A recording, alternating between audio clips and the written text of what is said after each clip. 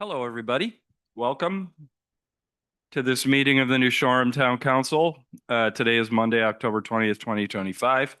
It's 7:02 p.m. Before we start, I just wanted to say thank you to my colleagues for putting off postponing this meeting. I had COVID last week, and you know, it happens. I just saw Tristan move away from me.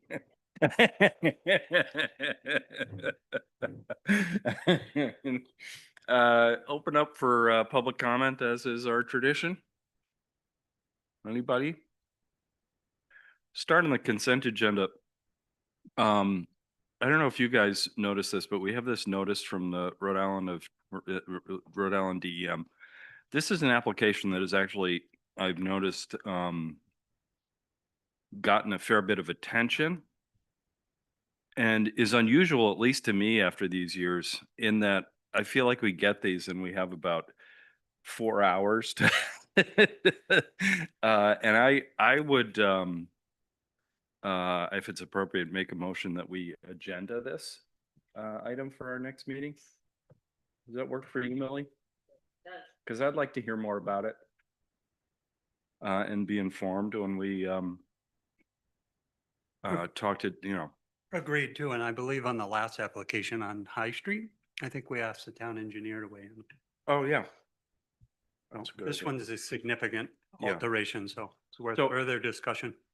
Go ahead, Amy. Yeah, so we can ask for some feedback from Jim Jeremia. And in the meantime, both conservation and planning are going to consider the application, so you'll have their feedback Oh, good. as well. That's terrific. Millie, I don't need to make a motion to agenda this, do I? No, we don't Okay, great. Terrific, thank you. And then we have an email from Chris Warfel under our correspondence, I believe on an issue that we'll be hearing an update on. Can I have a motion to approve the consent calendar? All those in favor indicate by saying aye. Aye. Opposed, no. The ayes have it. Item 3, discuss and act on board and commission appointees. I really would like to just publicly thank Gail Pierce for her literal years of service. She has worked incredibly hard on a whole range of things. Allison, do you want to? No. Jump in here because I think it's important that Human Services also acknowledges Gail Yeah. Pierce. So I just want to take a moment to acknowledge Gail Pierce for her many years of service as co-chair of the Senior Advisory Committee. Since the committee's inception in 2007, Gail has been part of it from the very beginning, helping with everything from supporting the Recreation Department's pickleball program to organizing the Neighbor to Neighbor initiative that has meant so much to our community.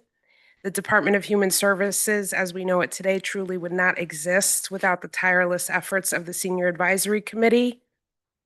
That lady back there, Sandra Kelly. But we are honoring Gail right now. And Gail has been the heart of some of this work. I just wanted to make sure that there's public gratitude for Gail and for all the members of that committee who continue to give so much of themselves to this island. I felt like it was important enough to be here tonight to say thank you to her. And to acknowledge the impact Gail has had, not just on that committee, Yes. but the impact she has on the bed board and the community center and Yes. the early learning center, and the foundation that she helped build for all of us moving forward. And her impact, I'm gladly will take the torch and take good care of it. But I thought it was important. Thank you. Sandra obviously is not ready. Yeah. Well, I mean, I have to laugh. That was terrific, Allison. I'm so glad you made the effort to do that. I think I will say, don't think Gail is going away, because she grabbed me in the clerk's office today and she said, "Do you have an hour?"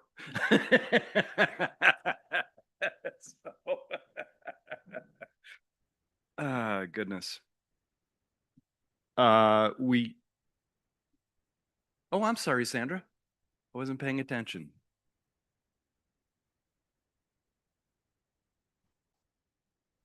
Oh, here it is. Sandra Kelly, Mohegan Trail. On behalf of Gail, I just want to personally thank her. We've worked for many years on this committee, and she has really also been a very good friend. So we thank her for all of her efforts. Yes. Thank you, Sandra. Any others? Just because I've worked closely with her, I just want to give Please. throw in my 2 cents Yeah. as well. I've had the pleasure of working with Gail since the inception of the senior advisory. And so she was a charter member and just relentless. And I really think it's important to give the senior advisory today the credit for the Human Services Department, because they, Yep. their advocacy and their resilience basically brought that to us. So thank you. Yeah, and their work is supporting the entire community. I mean, that's the interesting thing, is that it's sprang from the senior advisory, and now it is a full-fledged human services department. Millie, are we appointing this member? I thought I didn't think so, right? We are not, after some more discussions Right. with her as to what the commitments Yes. would mean. Yeah. She felt like she just couldn't quite meet that at this time. I just So wanted to make sure. unfortunately, she withdrew her name at this time. So if you want to serve with these knuckleheads back here, there's an opening. Coastal Resilience opening, please. This one's vital. We also have a vacancy on Commission on Motor Vehicles for Hire, which we've had for quite some time. Age-friendly community task force. We have had a few people start to raise their hands. There are, I think we set the committee at 7. So there are openings. I was gratified that one of the applicants is significantly younger than the demographic that you might expect, which I think is immensely positive. So if you're out there listening, this is a really worthwhile, probably multi-year effort that is going to go on to make our community as welcoming and friendly, and provide appropriate services, et cetera, for aging. We do, as sadly Gail is gone, have an opening on senior advisory, and I would call out once again. I know all of us have been talking to potential folks, but the school committee, really vital. Chris Willey's a very nice guy. He's good to serve with. Is there?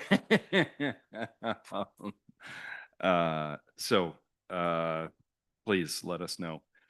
Can I have a motion to open a public hearing on the noise amendment, please? For a second. All those in favor indicate by saying aye. Those no, we're now in a public hearing. Amy, do you want to walk us through this draft, or? Sure. Is someone else going to do it? No, it's me. On noise? Wait for Amy to, and then I'll call you up, George. So we last met in August to sort of take status of our noise conversation. And out of that came these two fairly straightforward, I would say, ordinance amendments. The first allows flexibility in where a measurement is taken, so that it can be from the complainant's property, it can be from the property line of the originating source property, and just confirms that those are all legal readings when we take them. The second exercise is to remove the exception for special event and outdoor entertainment licenses from the table. If you think of the table of decibels that's allowable, those were identified exceptions, even though most of us had been operating as though they were restrictions. So we're formalizing that by removing the exception. And then I just want to say as well that in that August meeting, we identified potential future considerations. These are not meant to tackle those yet. Yeah. This is just to clean up those two straightforward ones as we continue our conversation. Terrific. Thank you, Amy. George, now would be the time.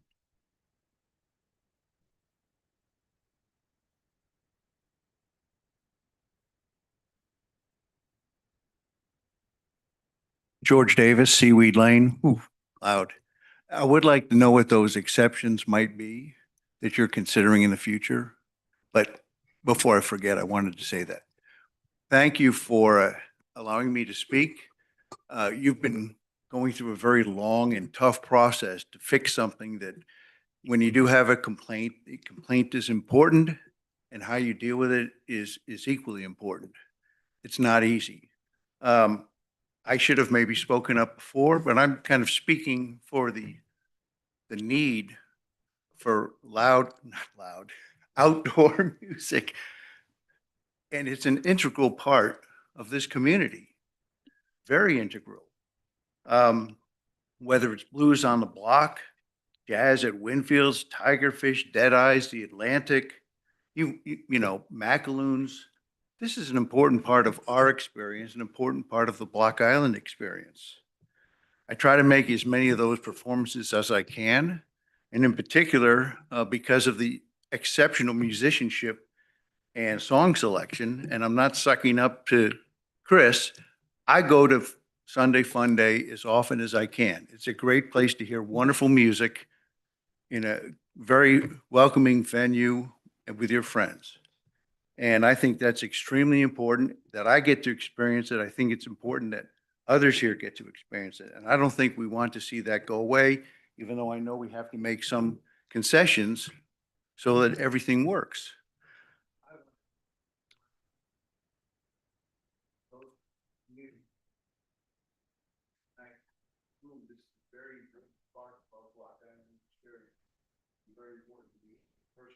Obviously, I wouldn't be here. I don't know if I have much more to say other than I hope that these changes, while they seem fairly straightforward, and they are straightforward to look at, but by no longer granting exceptions for venues and that kind of thing, I really am trusting the council to not allow this to become sort of a slippery slope toward the elimination.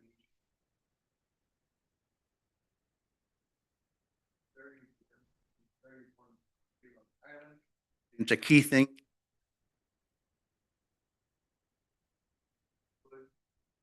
Music, and most of this music is very low volume, and even the higher volume music.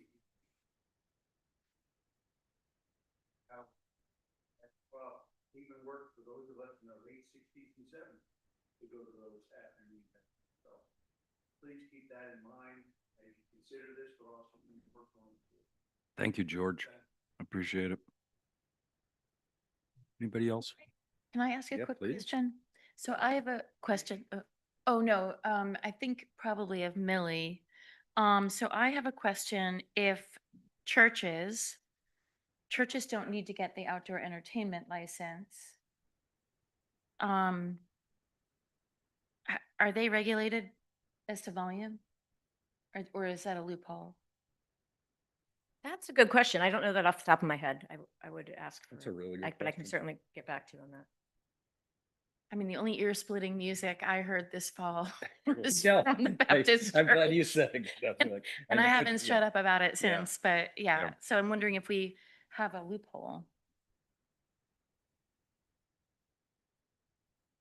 Hi, Paul. I don't think that they're exempt from getting the permit or the special event license. They're not exempt from the decibel levels. Okay. So it doesn't matter what event you have or where you're having it. Our decibel levels are our decibel levels. Okay. So next year, call me. Yes. Chris?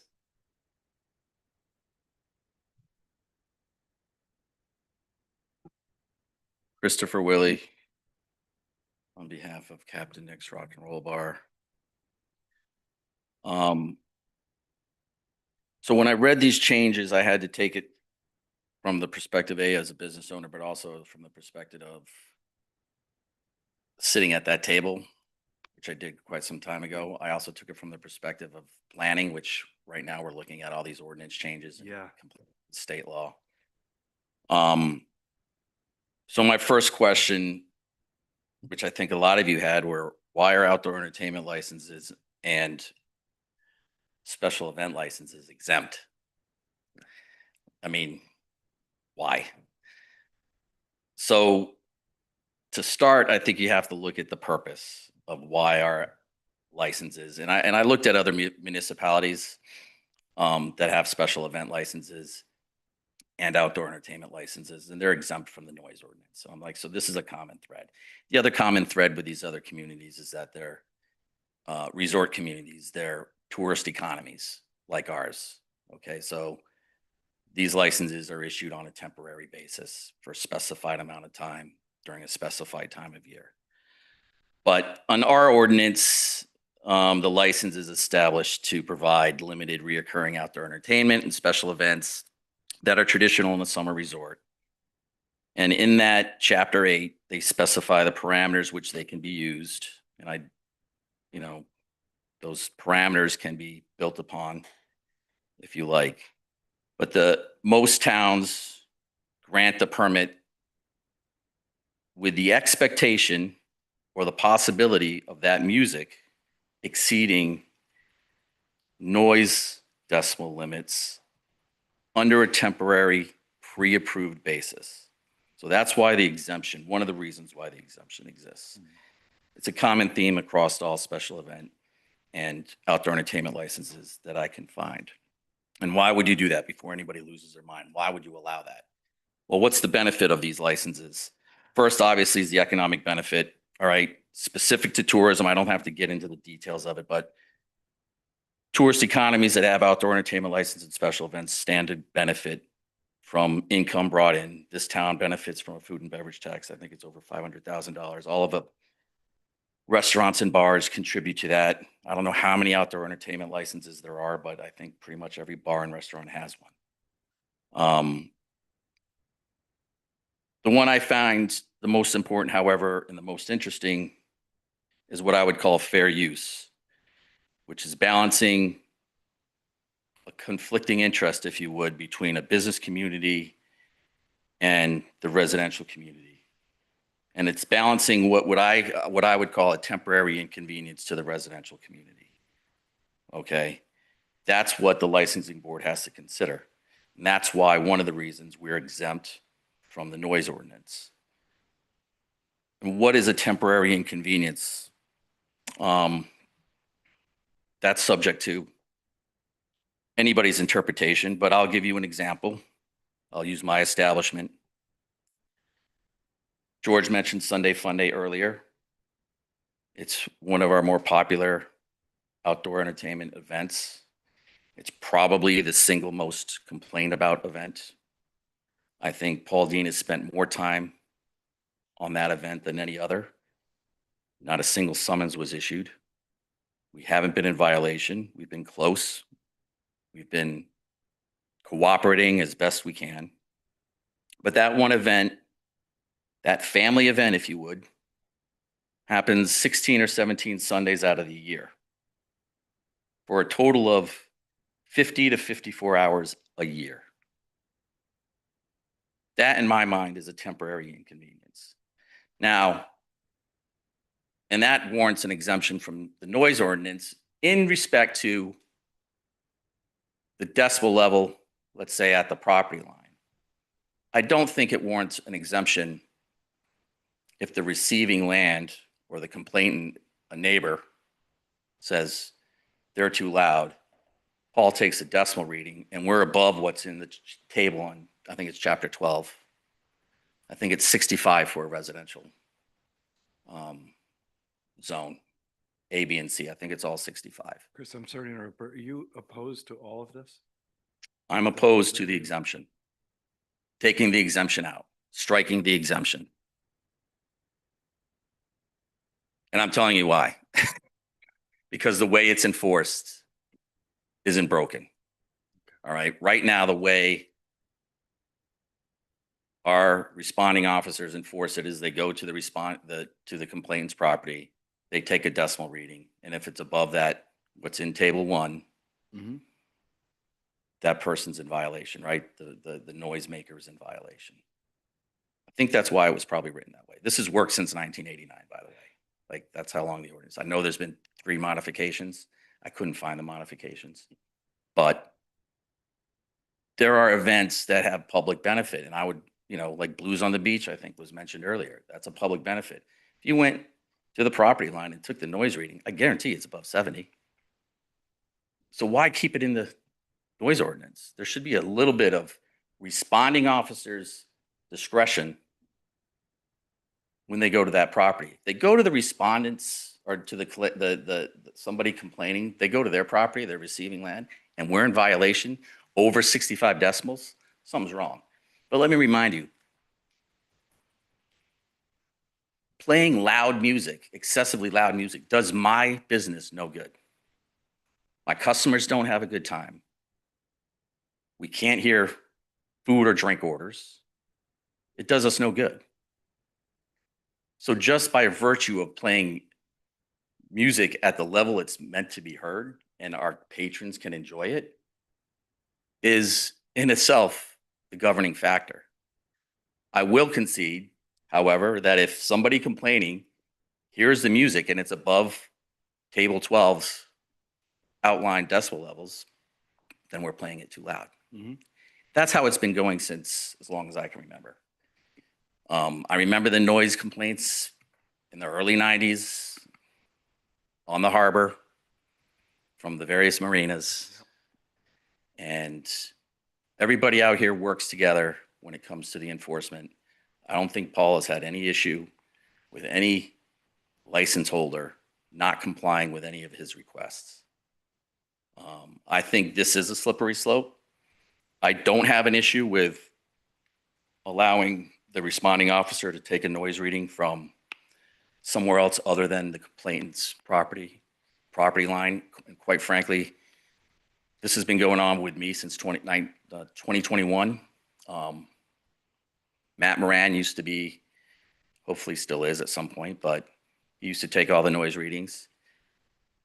We'd invite him on the property because I want to know what we can do. And we made a number of concessions over the years and made a lot of modifications. And we're going to continue to make modifications. I didn't know buying, and George could probably talk to this, he's a drummer, but I didn't know buying a smaller drum kit would help. It's not amplified, like none of the drums are amplified, but smaller drum kit will help. So we're going to do that. Yeah. As we have over the past 4 years, trying to appease neighbors that complain. But I don't think the way it's been enforced is broken. I think we should continue to do it that way. Okay. Thank you, Chris. Anybody else? Thoughts on the council? I mean, I actually think I thought this was a fair, pretty simple declarative adjustment. As Amy said, I thought the section regarding special event license was already the rule, to be perfectly frank with you.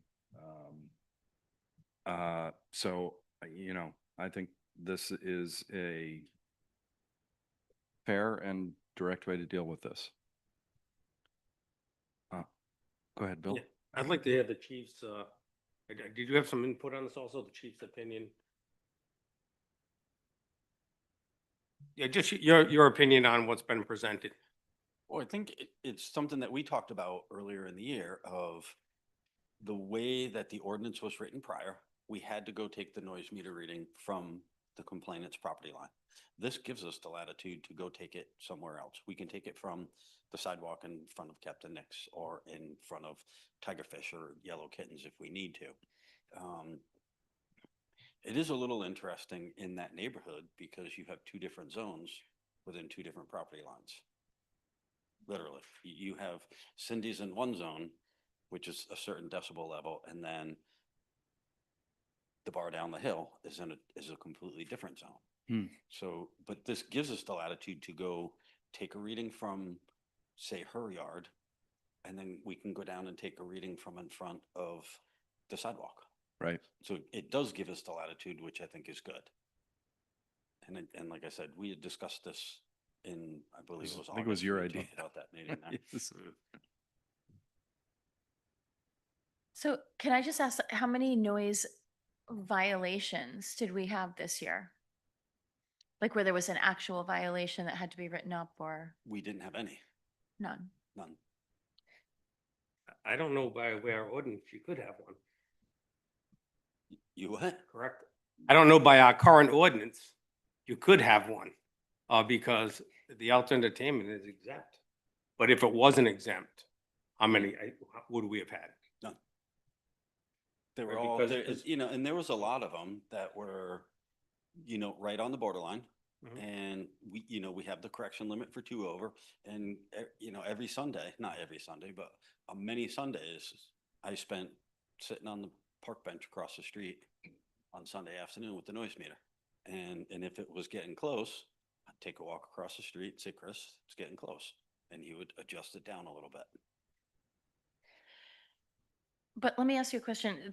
So you're saying that the limit in one zone is higher than the limit in the other zone, but the applicable number is the one where the music is being generated, right? Well, and this is where this gets a little bit difficult because you have 2 different zones. You can't enforce 65 decibels on the sidewalk in front of Captain Nick's because it's not in that zone. If it's above 65 in Cindy's dooryard, which is in the residential zone, then it would be a violation. And what would it be if it was at the, you know, where you were talking, in the other location, the level, If it's for a violation? it needs to be over 70. But because Cindy is, her property is in a different zone, it's actually 65. So the decibel level is lower in her yard. Right, but I'm saying the music, if the music is coming from the neighbor's yard, then that is where it would have to be under 65. Right, if the music is being played at, you know, at any business downtown that has an outdoor entertainment license, right? That's where they have to be careful about how it's going out, how it's being received at someone else's property. Right. Is that really their- Right. In the commercial zone that Chris is in, it's 70. And in the residential zone where Cindy is, it's 65. Those 2 properties abut each other. Right? If it's above 65.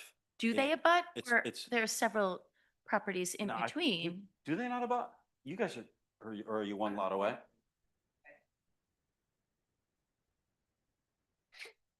So I would prefer to use a different example than Okay. but if you, I'm just saying any outdoor license holder downtown Mhm. who has a band playing, that's where the music is emanating from. That's where we're measuring the number from, right? What it is when it goes 6 buildings down, if it's where it's supposed to be, where it started, I mean, And- how can they control that? And that's why we made the change to the ordinance because before we couldn't do that. In the Mm, ordinance, it was written that the complainant's property is where you took the reading. Right, Now with the change, we can go to the property line okay. of where that's- where the music is coming from. So on the sidewalk outside in between the library and the National, it needs to be below 70.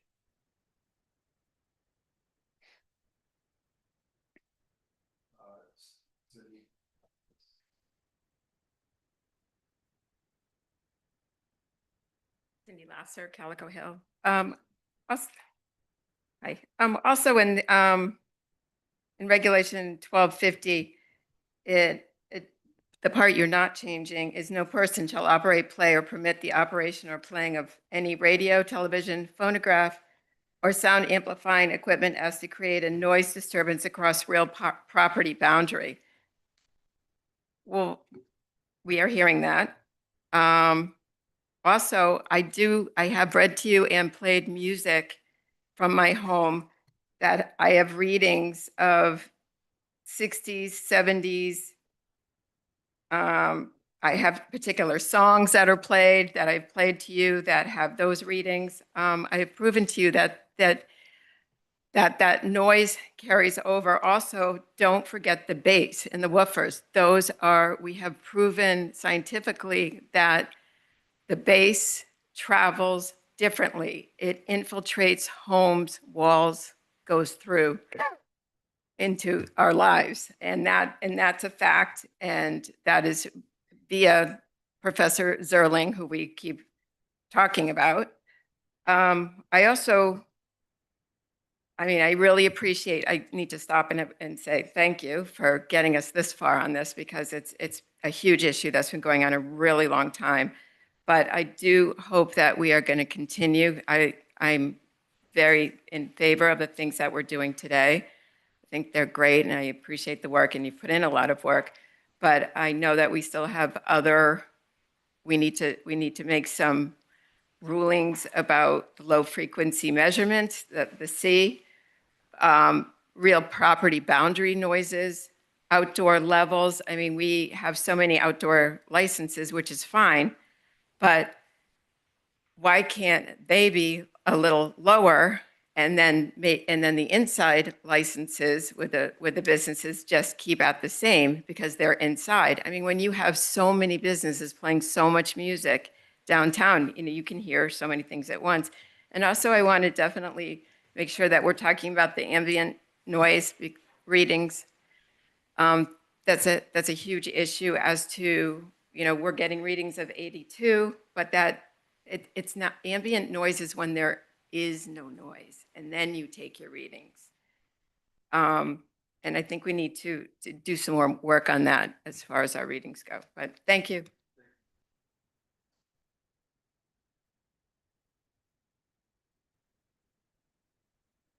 The discussion about receiving property and real property, the way the ordinance reads in chapter 12, it's receiving property. All right. So if you want to change that, you have to change that part of it. Right. The receiving property is how it's historically, and this is in every municipality that has a noise ordinance. And I asked why it was receiving property, the research I did about receiving property. Why is it receiving property? And that's a number of reasons. But, if I live on the west side and I call in a complaint on Captain Nix, I don't hear it. I just don't like him. Then you're going to come down and do a noise rating? No, you go to the receiving property. And when the receiving property complains and complains and complains and complains, and there's no violation according to table 12 or table 1 in chapter 12, then the problem might not be the establishment. Okay? There's reasons why these ordinances are written the way they are. And I understand there's people out here that don't want to hear music. But if you abut or live in a commercial district in any community, you go to the Vineyard, you know what they do when you call in a noise complaint and you're in the downtown area? They say, too bad. I don't want to get that harsh. We are working with, but what I just heard is what is going to be the ultimate elimination of outdoor entertainment licenses. That's the goal. And we saw this 4 years ago when the complaints started happening and the dialogue that was happening. All right. And again, this is a temporary inconvenience. This is why the licenses are issued. It's a temporary thing. We're not doing this every single day all year. And for 3 hours on a Sunday, for 16 Sundays, for 51 hours on the year, you can't deal with that. I don't think that's fair because I have the right to play the music as well. Now, granted, there's parameters that you can set that I have to stay within. But the parameter that's used right now to see if I'm not in compliance is going to the receiving land and taking a decimal reading. Now, Molly, your question, my neighbor Bethany, her daughter's playing music outside on the radio, and it's over 65 on my property because I'm in a residential area. She's in residential. She's in violation. But if it's at 60, I could still hear the music. She's not in violation. What I think the goal here is not to hear anything, despite the fact that there's businesses operating downtown. I'm saying this is what I think the goal, not you. I said the ultimate goal. I do. I do. 5 minutes ago, you said you were okay with that measurements not being taken at the real property line. And now you just came back and said. No, I'm explaining. Right. Well, the way it's written right now in the ordinance, without you haven't made changes to that. It says receiving land. I told you I didn't have a problem with the responding officer taking the noise reading from wherever you want. But when the complaint comes in and you refer to that table, it says receiving land. Okay? That's what it says. I don't have a problem with, like I said, we invite the responding officers on the property. But I think if you take away the exemptions specifically for special events and outdoor entertainment license, you're going to hog tie things, and it's going to get difficult to enforce a decibel level when the downtown area you have to figure out, because the decibel levels above the ambient noise levels above the legal limit, and it's going to get tricky. And we're going to continue to work with Paul and whoever responds, but the way to Molly's question, that's how I interpret it. Right. And if you're in two different zones, whoever's complaining, at night, let's say after 9 o'clock, I think the level goes down to 55. Then it would be 55. And if there's noise, whoever's making the noise is in violation. Right. And I think I'm inviting confusion by asking questions that don't pertain to what's on here. But I do have one more question for Paul, just to try and clarify this for me. There is the differential, right? Like there's like, don't we have like Yes, correction factor, and that's 5.2. 2. It's 2. Okay. Okay. Which is probably there for when you have a property boundary such as this, where it's it's 70 on one side of the line, 65 on the other, right? Is that why we would I'm have not that? following Like, your question here. I'm just saying maybe it should be 5 in play, but I guess it can't be. Yeah, never mind. I'm asking you. kind of not following where you're going with that. Me either. Yes. We have a correction factor. The proper correction factor is 2. And we went through this at one point earlier. The correction factor that's in the ordinance is about steady state noise. Yeah, right. Which is not what we're talking about. Right. So the actual correction factor on the noise and the noise meter reading, it's actually 2 because of the type of meter that we have. That's dictated by the machine. Right. Yeah. Right. Okay. Thank you. You're welcome. Anything else? Someone want to make a motion to approve this? Anybody want to make a motion? Oh, yeah. Can I have a motion to close the So public? moved. All those in favor indicate by saying aye. I'll make Opposed, a, no. I'll make a motion, chapter 12, article 1, general, section 12-4, measurements of sound. Article 3, sound level regulations, section 1246, maximum permissible sound levels by receiving land use. Immediate threat exceptions, B2, exceptions to the table 1, sections 12-50, regulations, sound equipment, sound amplifying equipment. There a second? Second it? Keith, Yes. while I'm in favor of this, okay, Mhm. I just want us to, and I think these are clean, we're cleaning this up and it makes sense. I think the success of this will be the cooperation we have with Yeah. the businesses and the people that within the neighborhood. I just don't want us to get to the point where we lose that, because a lot of it becomes, emotional, subjective and everything else with it from there. So, like I said, I think it's a good cleanup, good direction. But, I really think the communications I think the police department's done a good job with the businesses and with the neighbors is the key to success on this. So. Yeah, I agree with you, Bill. All right, motion is made and seconded. All those in favor indicate by saying aye. Aye. Aye. Opposed, no. The ayes have it. Amy, solar array.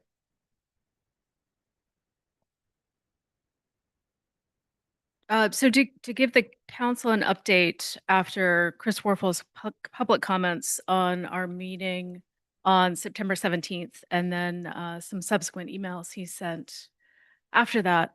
The town took a number of steps to first confirm the safety of the solar installation at the medical center. This included first a review of the permitting process, including Form 128, which is a requirement in Rhode Island that requires that all solar installations over 15 kilowatts be certified by a registered professional engineer regarding both plan review and installation of the work. So that paperwork was all part of the file. The second thing we did almost immediately was to engage an independent contractor to inspect the installation to determine if there was an immediate need to shut down the system. So we had our contractor go through the physical installation and provide feedback, as well as do a desk review of the plans. The immediate response that we got was there was not an imminent need to shut down the system, but they did identify 3 general areas of attention and had good dialogue with the solar installer who made themselves available for these conversations. And subsequent to that, last week, the town's inspection contractor, Four Leaf, sent out their electrical inspector, who, along with our building inspector, reviewed the system as well. So they were able to perform a field inspection and is providing a list, or has provided a list of 8 deficiencies that require attention. Those 8 deficiencies are consistent with the ones identified at a higher level by our first immediate responder. So those are being provided both to the solar installer and to the property owner, the town, and health services. And those are expected to be addressed in short order. As I mentioned, the contractor has been very responsive to the town and its concerns and has met with each of those inspectors throughout the process. So we're about 30 days out now from our first point of contact. And again, all parties agree that the system can continue to operate while these items are addressed, and we expect them to be addressed in very short order. Terrific. So. Any questions for Amy? So the contractor that put it in, they've agreed to make the changes that need to be Yes, their recommendation? yes. Nicely done, Amy. Thank you. Thank you. Would you like to give us a report on public safety? Oh, sorry, Chris, I didn't see you. I'm looking at my agenda and not at the audience. Chris Warple, Ebbets Hall. First of all, thank you for taking a look at this as I requested. I do want to reiterate some of the history of this, though. I approached the building official first on this issue and received no response. Twice, I actually went to see the building official about it and said, what would happen? What would the course of action be with this system, as I believe there are serious issues with it? The building official said that it was certified by an engineer, and that was his answer. I said, what course of action should I take if I can confirm the deficiencies? No response was ever given to that. So that raised my concern level quite a bit.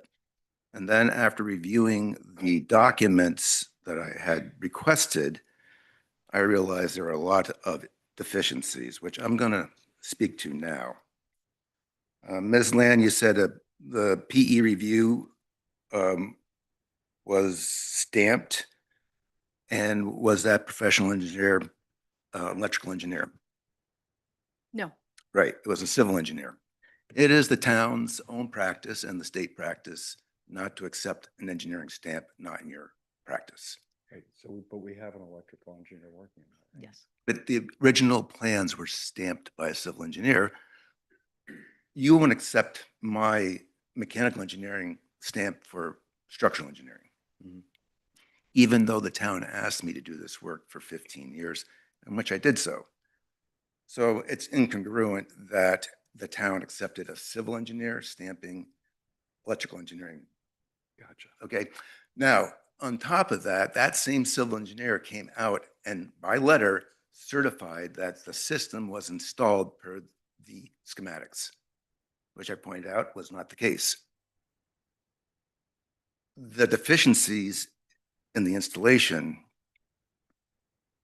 violated a number of National Electric Codes sections, which I have pointed out to you with a 9-page table, which was just created by my visual inspection. So that is pretty severe. I need to know who was the reviewing company.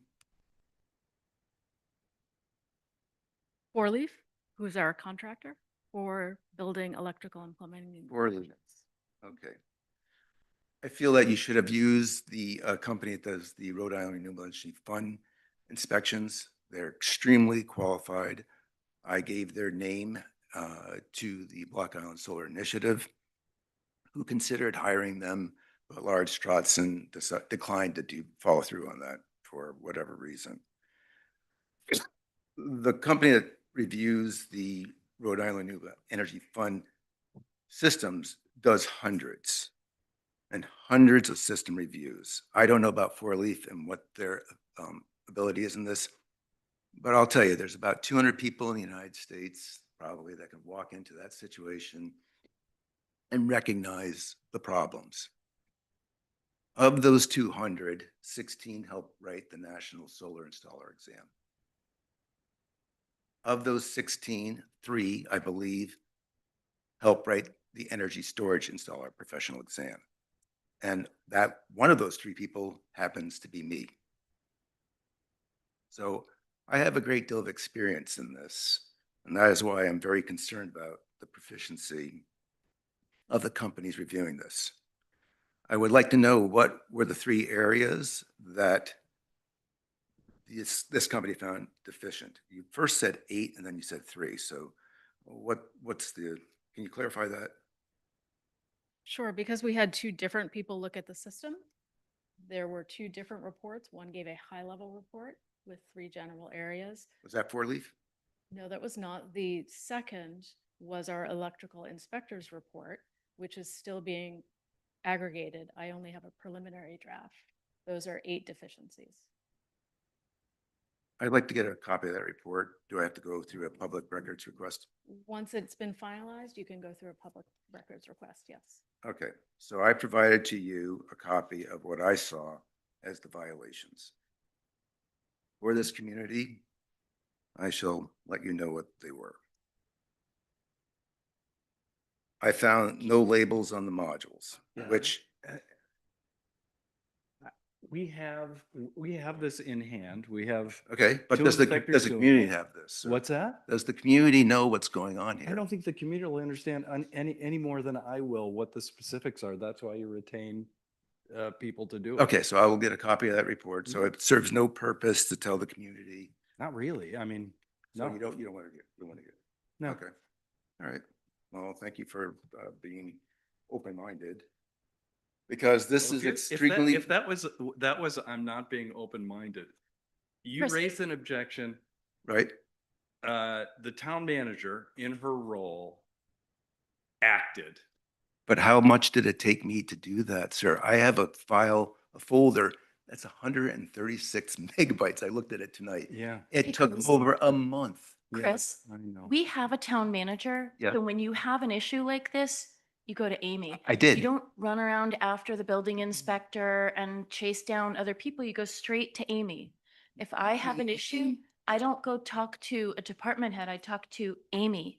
And then Amy takes all of this. So that's what the community needs to know. If you're listening out there, let me tell you, if you have a problem, you go to the town manager or the town clerk, depending on the issue, and they will help you find the right person in the town and they will help you communicate it to them. But you're not in charge of this. We appreciate very much that you've brought this matter up. Believe me, I know. I'm Amy not is in charged. charge. Okay, so let me respond to that, please. I feel, a very clear chain of command by going to the building official who approved it. Okay, after that didn't work, eventually it went to the town manager. So the It came to the first town thing- council before it came to the town manager. Well, I think it came to everybody, right? I don't even think this is relevant. We have Well, I was just commercial- told not that I didn't follow a cogent chain of communication, and I did, sir. Yeah. So I don't agree with you. I felt I followed a reasonable course of action by going to the building official first. Okay. After that, I have to say it did fall apart because I got no responses. I went to planning because planning's documents are in there. And planning said, we don't have enforcement. So I followed a sequence of events and eventually it did get to the town, okay? Maybe not in the way that you think it should have happened, but I think it was acceptable. All right, so great to hear that you are working on this. I look forward to resolution. That's why I came here. My interest is making the system safe and and also improving the processes within the town, because this is not a one-off, as I said.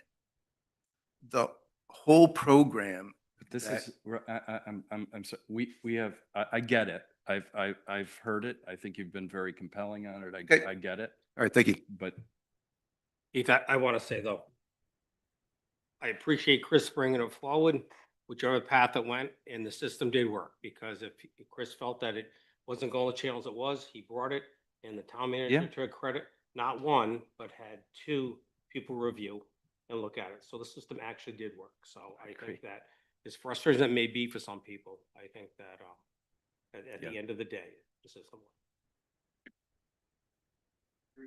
thank you, Chris. Amy, public safety?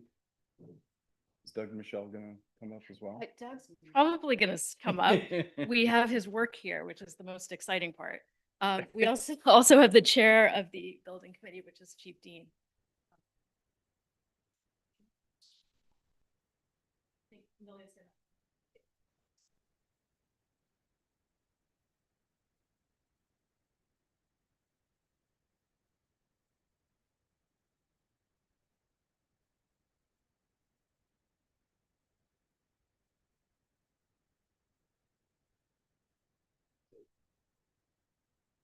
Hey, Keith. On your, number 5, you just announced that it was put off. Number what?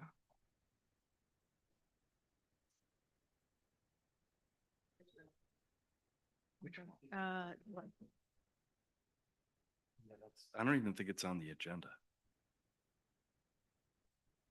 Yeah. Yeah. Yep.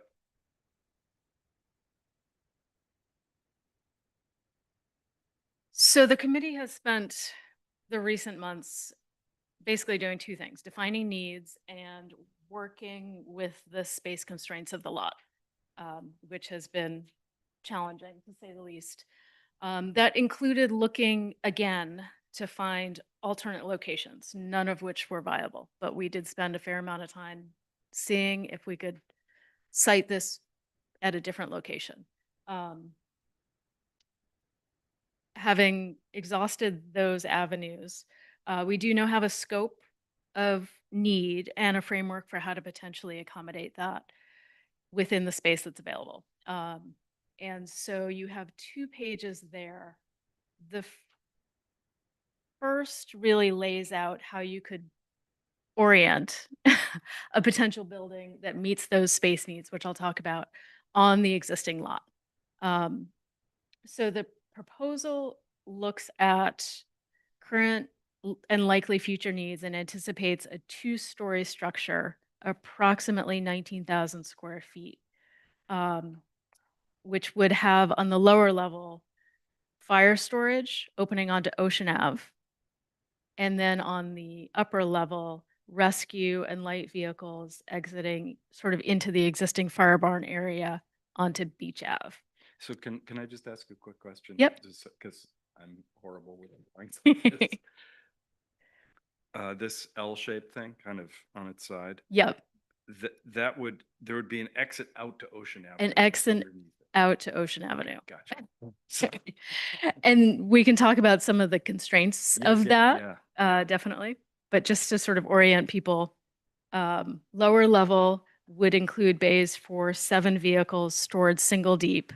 And you can see some of the detail on the other page, which shows the 2 levels and how you can fit the vehicles. But the lower level bays for 7 fire vehicles, single deep, which is a real preference of the department, and approximately 2,500 square feet of training, storage, tools, equipment, turnout gear, other rooms to support the fire exercises. The upper level, 5 bays for ambulances and smaller vehicles, and approximately 4,800 square feet for offices, kitchen facilities, potentially a bunk room space for future overnight needs, and an alternate dispatch office. So that is all contained in the 2-level L-shaped building, which would be an entirely new facility. Gotcha. Is the existing dispatch that has the line, is sort of the line through it, is that going? Or is We'll this talk going- about that in a second. Oh, I'm sorry. That's okay. Sorry about that. Just want to make sure everyone's caught up. So when you look at this L shape on this property, obviously it pushes the boundaries of that lot. Not as aggressively as it could. One of the goals you can see on the right-hand side is to stay outside of the DEM and CRMC buffer zones. We do still have the challenge, and Doug, you can jump in here if you want to, or Mike, about the grade coming onto Ocean Ave, because that's a pretty significant grade there. But everyone who's looked at it, including Chief Hobie and Scott Cattell, who's our consultant on this project, and the rest of the committee, are in agreement that there is likely enough maneuverability to make that work, especially being as far south on the lot, which gives a better turning radius from Ocean onto Beach, because it's actually set back, you can see, behind the existing rescue building. If you look at this, again, it's just, I'm trying to form it in my mind. If you look at this from Beach, does it look like a 2-story building from Beach or a 1-story building? Doug, do you mind? You know what I'm asking, Doug?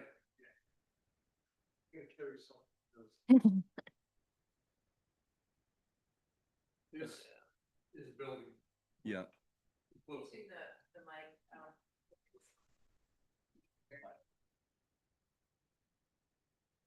Won't be you. This shows the ground floor, Ocean Avenue on that side. There are 6 existing fire trucks and they have a pumper that's coming. That's the long thing on the far right. And that will exit all into Ocean Avenue. It is set back 40 feet from the road. One of the reasons for that is they want to get the fire trucks out so they can all be outside the building, and, have room there to do work and stuff. It also gives them enough room to get out of the building and make a turning radius to go either left or right. Looking at this, that's not necessarily where the trucks will be placed. The ladder trucks may move slightly to the this side here. And if you look at it from this is where the rescue building is. Hard to hold it. Let me go up here. This stay here. This is where the rescue building is, right here, over here. So we're going to keep 5 feet from that, hopefully, to put this structure in. But this allows the trucks to get out and be able to make that turn and not just block that whole intersection trying to get out to a fire rescue. From this point to this point, in the road grade itself, there's a 5-foot drop, which will present, a little bit of difficulty. But if you look at the drop coming to the fire station now to Beach Avenue, you've probably got almost the same thing.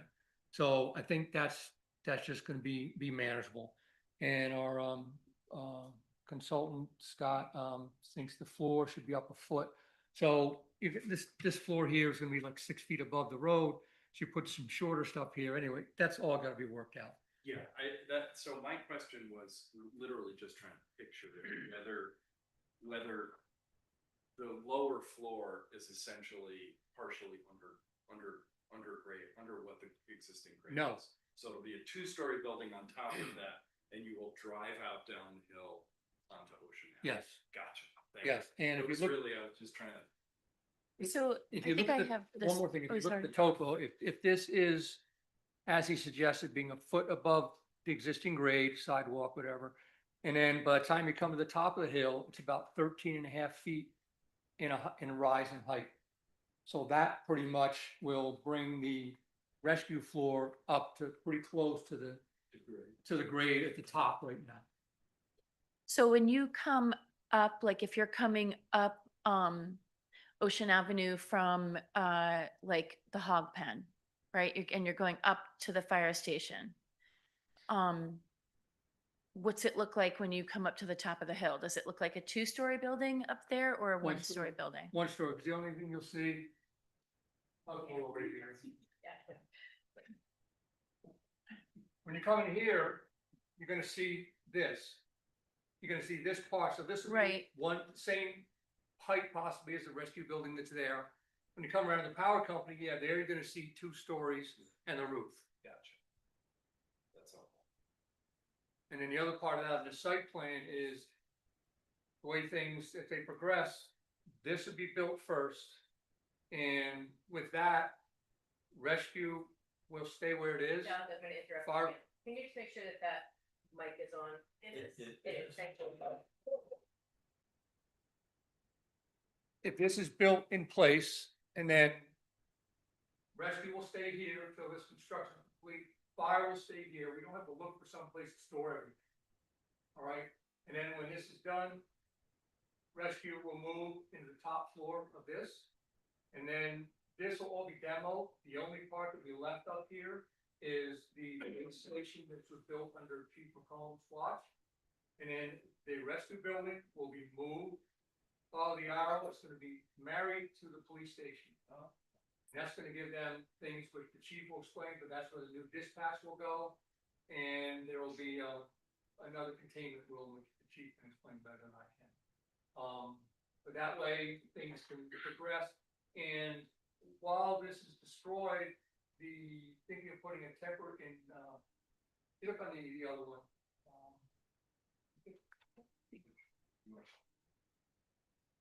There you go. Right now, you've got three rescue vehicles here, and this is the pickup truck. This is not, we got a couple garage doors here for future, but this is not being built in, so we're considering a temporary and possibly an alternate dispatch station to be put in this area while the other building is being moved and the dispatch is built. That way you will continuity in your rescue and your fire and your dispatch. So nothing is destroyed until it can be replaced. And then thinking too, what happens if there's some problem with the other dispatch? Well, then we have a backup here where it can be used temporarily. And Doug, then- how do you, Can I ask, where's the communication center going? Right now, there's space marked out in actually both facilities for communications and fire alarm monitoring. I would say we're still in flux about where that finally resides. But it'll be on the property? Yes, absolutely. It's not going to another place? No, no. Chief, while you're there, do you want to talk a little bit about moving the rescue building and creating the Sally Port? Absolutely. I believe Doug has the sketch that we had drawn up. Scott Cattell and I had gone into the rescue building and looked at, how we can use that and keep that building because it is pretty brand new. Part of our accreditation processes, we need to have a Sally Port that you can drive a car into, close the door, take a prisoner out, go into the building. Currently, we don't have that. So what we are going to do at the rescue building is, as Doug had said, pick it up, go down around the corner, spin it so that the doors are facing the back. One of those bays is going to become our Sally Port. The next bay over is going to be our new dispatch center. We also have, as I said, Scott And I talked about this a lot. We did a bunch of measurements. Doug's been great about putting all the little parts and pieces on paper so that people can see what it actually will consist of. So, the thought is when this gets built, all of that's going to stay. When this is done, there will be a temporary communications center in the new building. That's up and running. All this old gets demoed, rescue building gets spun around, new dispatch center. And it's, a whole new entrance to the front, public bathrooms, all of those kind of things. But it also gives us the rooms that they have upstairs in the rescue for future use for officers coming and going. So it gives us a little more latitude of what we can do without having to build an entire brand new building because we already have one.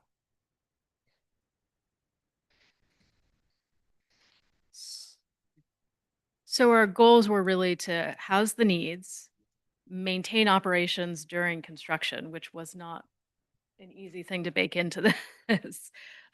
Fit the lot and the space constraints that we have, and then also be efficient with our existing resources. Having gotten this far, which I think is pretty remarkable without a lot of independent assistance, where we're really at the point now where we're ready to issue an RFQ for architectural and engineering services to do some preliminary work on the viability of some of these plans. And we are working off of the federal appropriation for our current funding in order to get to a place where we can refine designs, refine budget, and know what we're working with.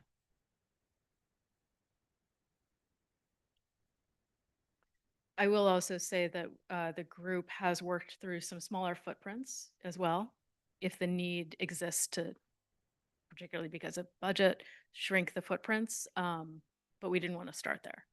This is where we'd like to start, and then if we have to reduce, we have somewhere to go.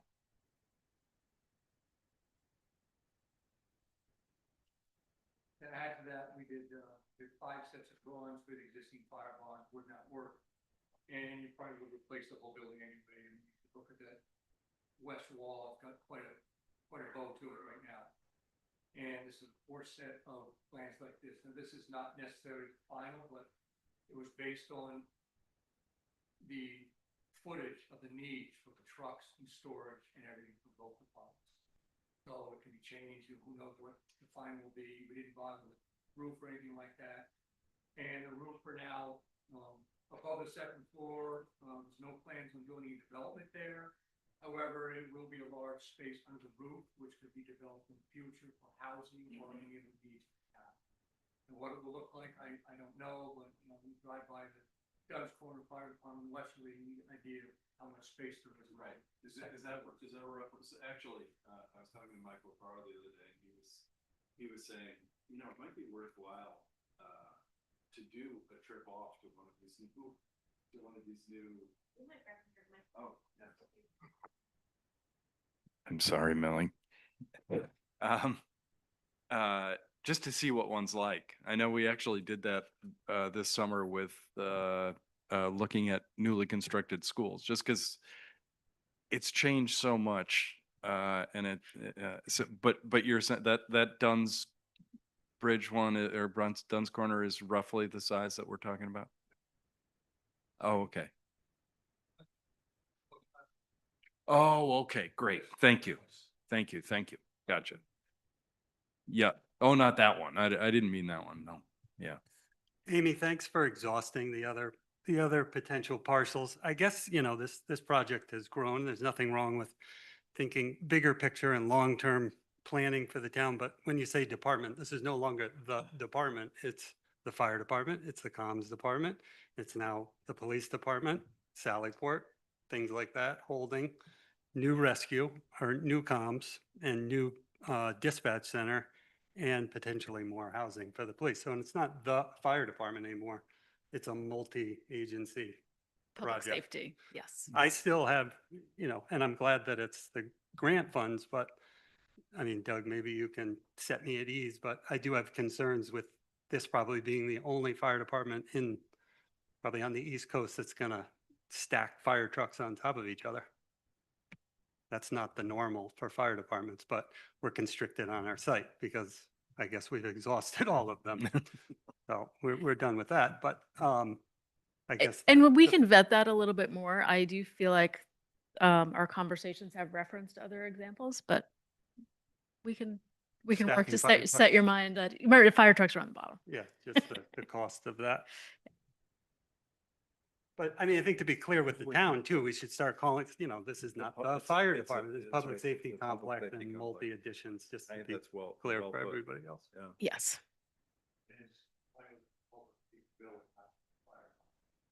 I can't answer your question before I put someone on top of the other. I mean, and I build this, I'm sure it's a lot of steel, a lot of concrete decks in between, so that's, see what the engineers say. They might say, look at this and say, you can't do it, it's too heavy. I don't know, we don't know.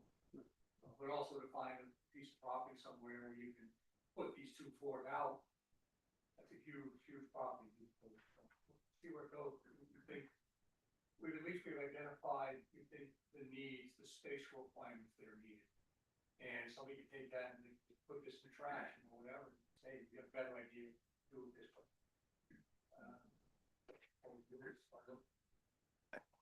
I like the concept that you're reusing the rescue building. That building is, as opposed for it to be, taken down or moved, whatever. I think that's creative. I like the concept also that we have stuff housed while the other thing's being built. Because we know how that all goes from that end of it. So I like the direction. I think it'd be interesting to see what type of numbers this will be. That's when, what it'll cost projection wise. But but we gotta start somewhere. But I do think there's a lot of thought into reusing what we have, which I think makes sense. Yeah. I also, I think it's important to the extent that anybody ends up looking at this on YouTube or is watching tonight or attending tonight. This has been multiple years in the thinking and talking. This is not something that just I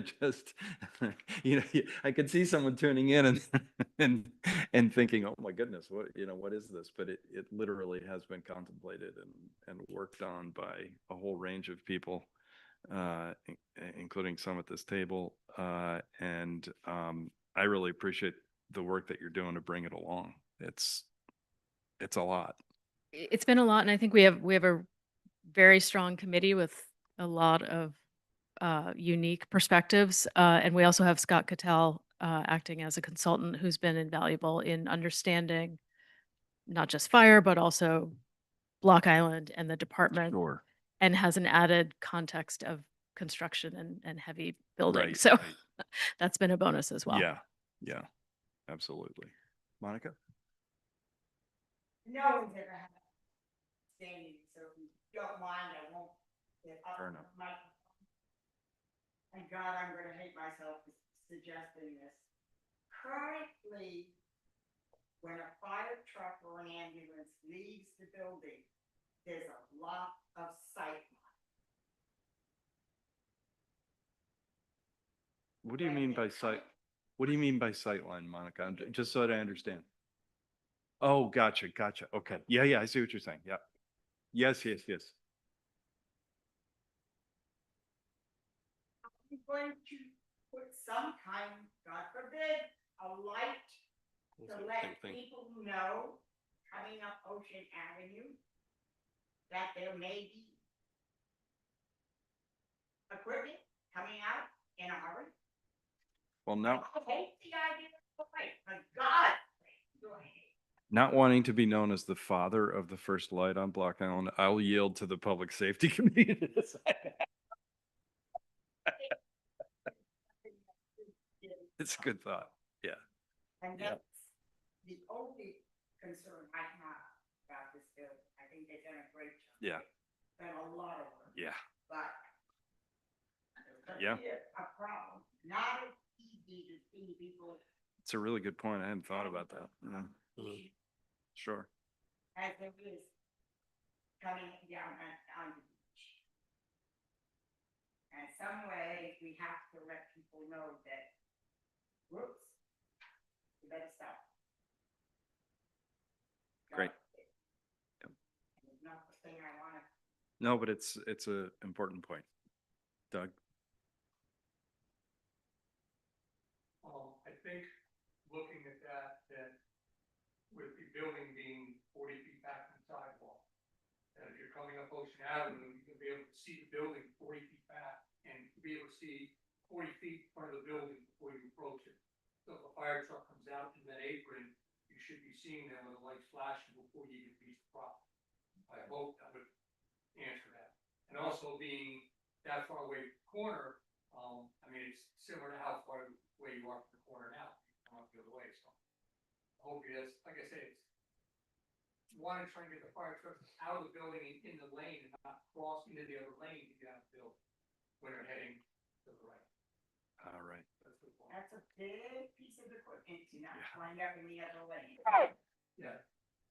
But I absolutely understand what you're talking Yeah. about. And we all know that we're dealing with a lot of drivers who have earphones in and are on electric scooters and not paying attention to traffic. And maybe we need to have some sort of a light or something. Right. Something for the hard of hearing and the hard of hearing by choice.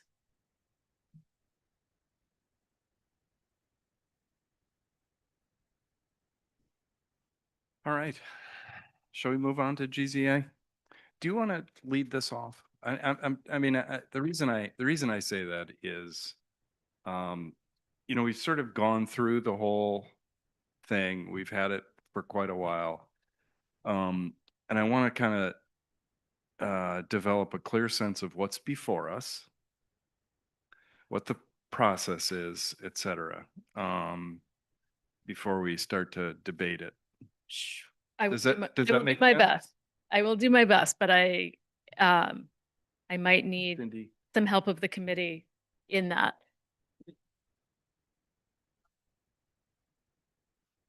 I don't think so, no.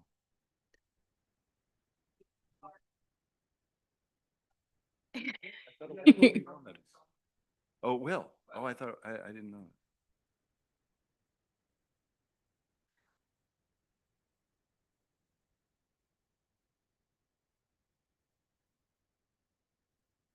I thought this was Negus Park over here. So that black crown, lines are close together, that's a center, so this can almost give. So Understand. Mostly, it's gonna be the steepest part, this full brush, where the old dog pound is up in there too. Gonna be the steepest part, this is the flatter part, which is more park, like this, the steeper part with a lot of brush, there's some trees there. We gotta be waiting for coastal, we don't know what coastal will say. Zoning, these are zoning setbacks now, what changed with the, building lot coverage. But it meets setback for that. Maybe the height might be a little bit too, we're not sure. It's going to be, on the asphalt level, it's gonna be one story in that roof. The height might not be a problem. This side would be, exposed, probably wood frame, and we did put in windows.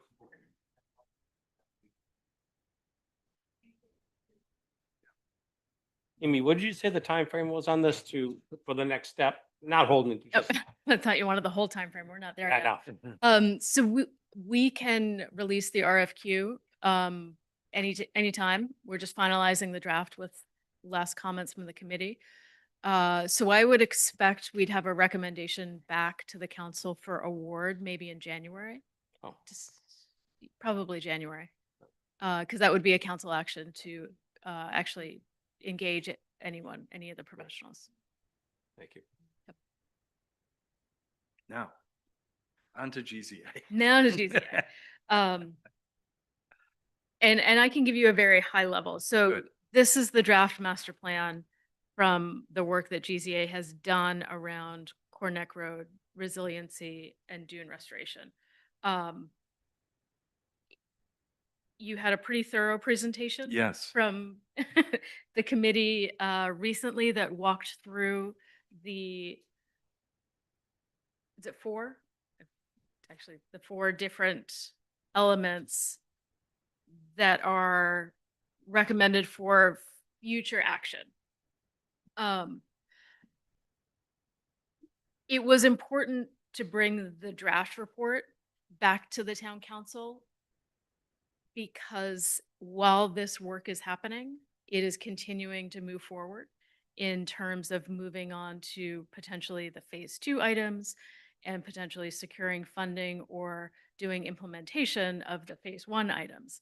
And therefore, having the town council provide reaction and response to the draft plan became a bit of a tipping point, if you will, because we don't want the committee and the work to get too far ahead if that's not what the council is signing off on, if that makes sense. And this program is a combination of several different grants all aggregated together. There is some implementation dollars that is already available. Right. And so again, before moving down implementation or pursuing funding for some of the phase 2 items, we really needed to know if this is the direction the town wants to pursue. Sure.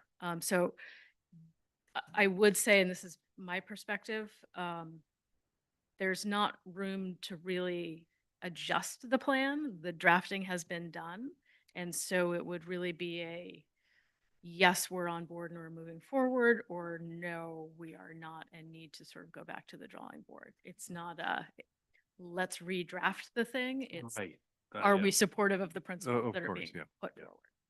Is that fair to say, Judy? Yes, especially here on Block Island, most of us have never been through this before. And so we strove to get it out of the abstract and get it written down. And we employed GZA, the town employed GZA to do the research on what were the best options, best practices that were from other communities. And that's how we came up with these Thank you, options. Judy. Well, so I have, as I said at our recent meeting, I have really struggled with this, honestly. I mean, and I'm sure like others, but I attended a lot of the Sea Level Rise Committee meetings. I think this stuff is vital. I think the Scotch Beach Road project makes a lot of sense to me. The Dune Beach paths make an extraordinary amount of sense to me. I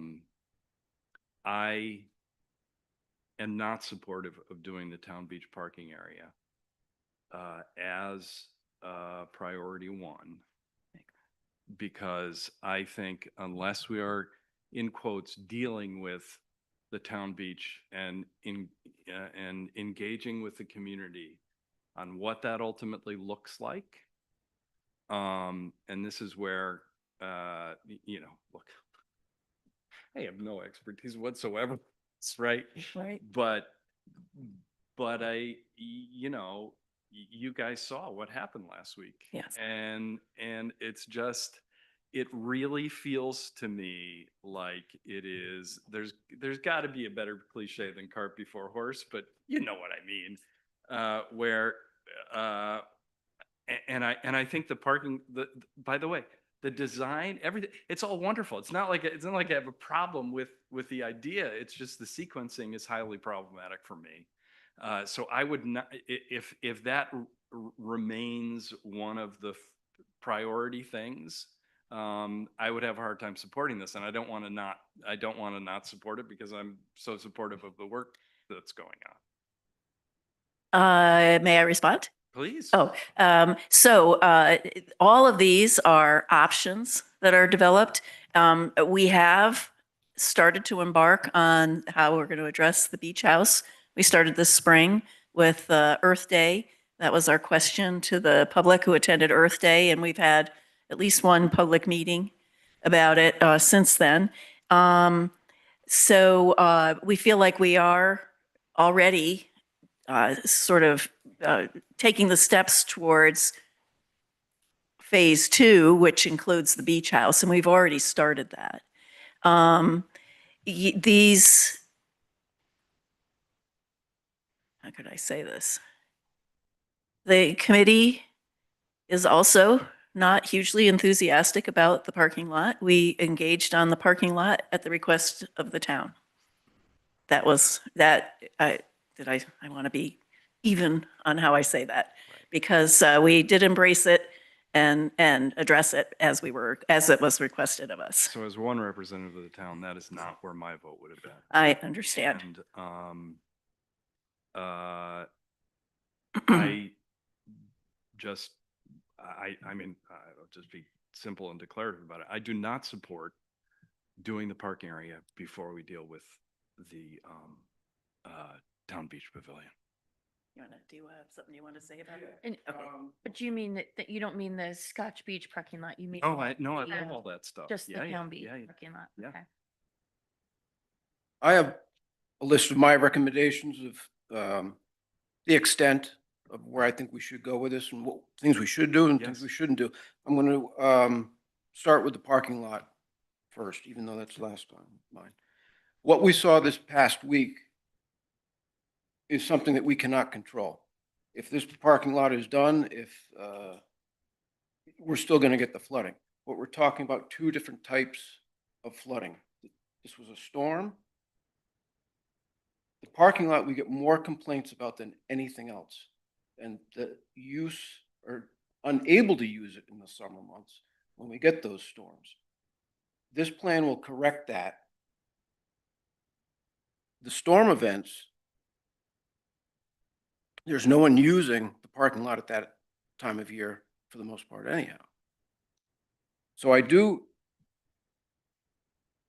endorse moving forward with the parking lot, but to have a plan in place when that beach house gets washed out or it has lived its life. So when that does happen, we can approach that angle of it, of moving it back, rebuilding the dune in front, whatever it might be, but to have a plan in place at that time.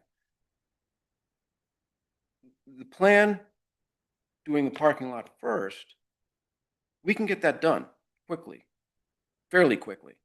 Moving the beach house, getting the dune back in, that's going to be a lot of money, a lot of planning, and many years down the road. Might not be the best thing to say, but probably the best thing that could happen to that beach house is that it could get washed out. I don't think the town has a taste of moving a 70-year-old building back that has pretty much lived its life, or to tear it down. I think that would probably be the best way Mother Nature take it. But we have something in place to put it back the new way, the way we want it. Couple other things, Scotch Beach parking lot. I do not believe we need the pavers there. I think pitching it to the south, which was presented into the vegetative area, that's fine for there. I don't believe the pavers are needed there. I don't believe in closing off the beach paths in a rotation. We did that back in 2000. We closed a lot of the beach paths. Closing one off now would, in my mind, people are going to form their own paths like they did before. And I think if we're closing one off now, it would limit the amount of people in the summer months being able to get to the beach, and they will create their own paths.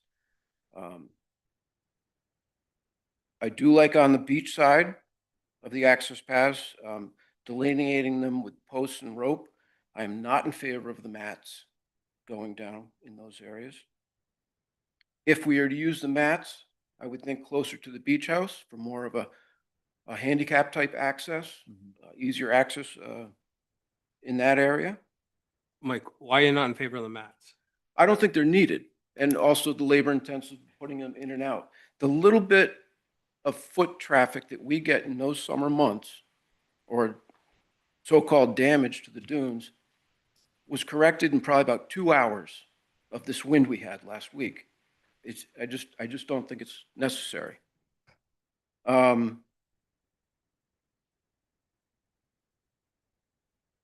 I said, I do endorse the pavers in the south parking lot and the swale on the roadside, which is going to control all that road runoff. We won't have the flooding of that south parking lot. I don't believe we need to do it in the north parking lot because of the height there. And it does not get the flooding as a south lot does. But as far as complaints from the public, newspaper articles, the thing that's hot on people's mind is that flooding of the parking lot. And it's coming from the roadways. The flooding we got the other day, that's going to happen. Well, except that if we deal with the beach house and rebuild those dunes, we have a much better shot And at keeping that. yes, from happening. then we That's my correct point. that. That's my point. This is the time. You and I actually, this is immensely helpful Hmm. and I, we Yeah. talk all the time, so it's not, but my feeling about it is this is actually during this grant phase and planning phase, this is the time to tackle what are we going to do with the beach house? That's why I recommend a plan Yeah, but with this grant phase. I think it should be the first thing we do. That's, See, all right, I see it. you know what I mean? Like, it's not. Yes and no. Yeah. But the times we fix that, say we fix the beach house and the dune in front there, we still have the problem of the parking lot flooding in the summer when it's used. Mhm. When we get these storms, parking lot's not being I used. don't think they're mutually exclusive. This is about ranking of problems to me. Mhm. And to me, that beach house, if we're not dealing with that, I think we I have. think we are dealing with it, but in the second phase. Yeah. And That's- and that's- I think it should be in the first phase. That's just where I am. And the parking lot in the second phase? No, I think you should do the parking lot and planning on the beach house. You know, Okay. but not blue sky. Like, we've got to deal with this. My push is the parking lot only because I field a lot of the complaints and all that. That's right. But- That's, I said, Yeah. Mike, sorry. Yeah. Mike, have you seen any of these in any other coastal communities? Basically, you're building a retention pond and then putting some pavers on top of it. You're gonna park on top of a retention pond, Yeah, basically. right. So have we seen any that are working? Have I personally? No, I have No. seen Is it. there any in New England? I'm sure the engineers could relate to that. We saw pictures of them, Right. but I've never seen one in person. No. And then the fixing at Scotch Beach, just go the other way here for a minute. Just local, it says in the plan, we could use locally sourced materials. We wouldn't want to try a smaller project up there in that area. You have no interest in paving that one. No, I just don't think it's necessary. I look at that more of a cost savings. We have the area right there to send the runoff into the vegetated area. I don't, So that's I don't think we got- grading from your. yes, correct materials and pitching it towards So that's where it should concept be. 2. That Yes, the Scotch Beach Road. Yes. The cart before the horse, it's a landscaping before the structure. And a big hole in the dunes where the water. And the runs other in. question is, how far would that 2.4 million go towards the pavilion, to address that area? What 2.4 million? On concept 1. Oh, maybe I was oh, Wrong, the pavers and stormwater. right, Anticipated cost is 2.4 million. right. For the pavers there. So like I said, it's kind of the cart before the horse with that. So in other words, would any of that money be able to be freed up to address, the beach house aspect of it? Well, so I want to remind the council that we did set aside several $100,000 for implementation. But the original grant was for planning, and we begged and borrowed and stole that concept to do implementation. If the council would prefer that funding was spent on planning for the beach house, that is an option that you have available to you. And then we just don't do any implementation. My fear from the beginning has been that we write another plan that has no implementation associated with it. And that's why we put the I'm totally implementation. with you on that, Judy. Yeah. And I've had that Yeah. conversation, as a matter of fact, because Yes. I think there are things we're going to need to have to do. Right. Let's even leave sea level rise. Storm severity, you know, the data are pretty clear, right? So we have this storm severity and frequency issue. And I think we need to wrap our minds as a community around, you know, our community minds around the fact that we're going to have to be doing projects like this. Yeah, that we're going to have to spend some money. Yeah, Yes. we've got to do stuff. And that's part of the reason I was so conflicted on this, because I actually kind of want to see, you know, the proverbial shovels in the ground on something. Yeah. I really do. Because I think it, not only because of the project, but because of the message that Right. it sends, you know? Right.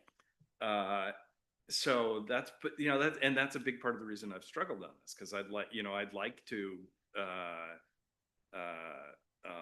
just like my grandchildren, I'd like to have everything for free.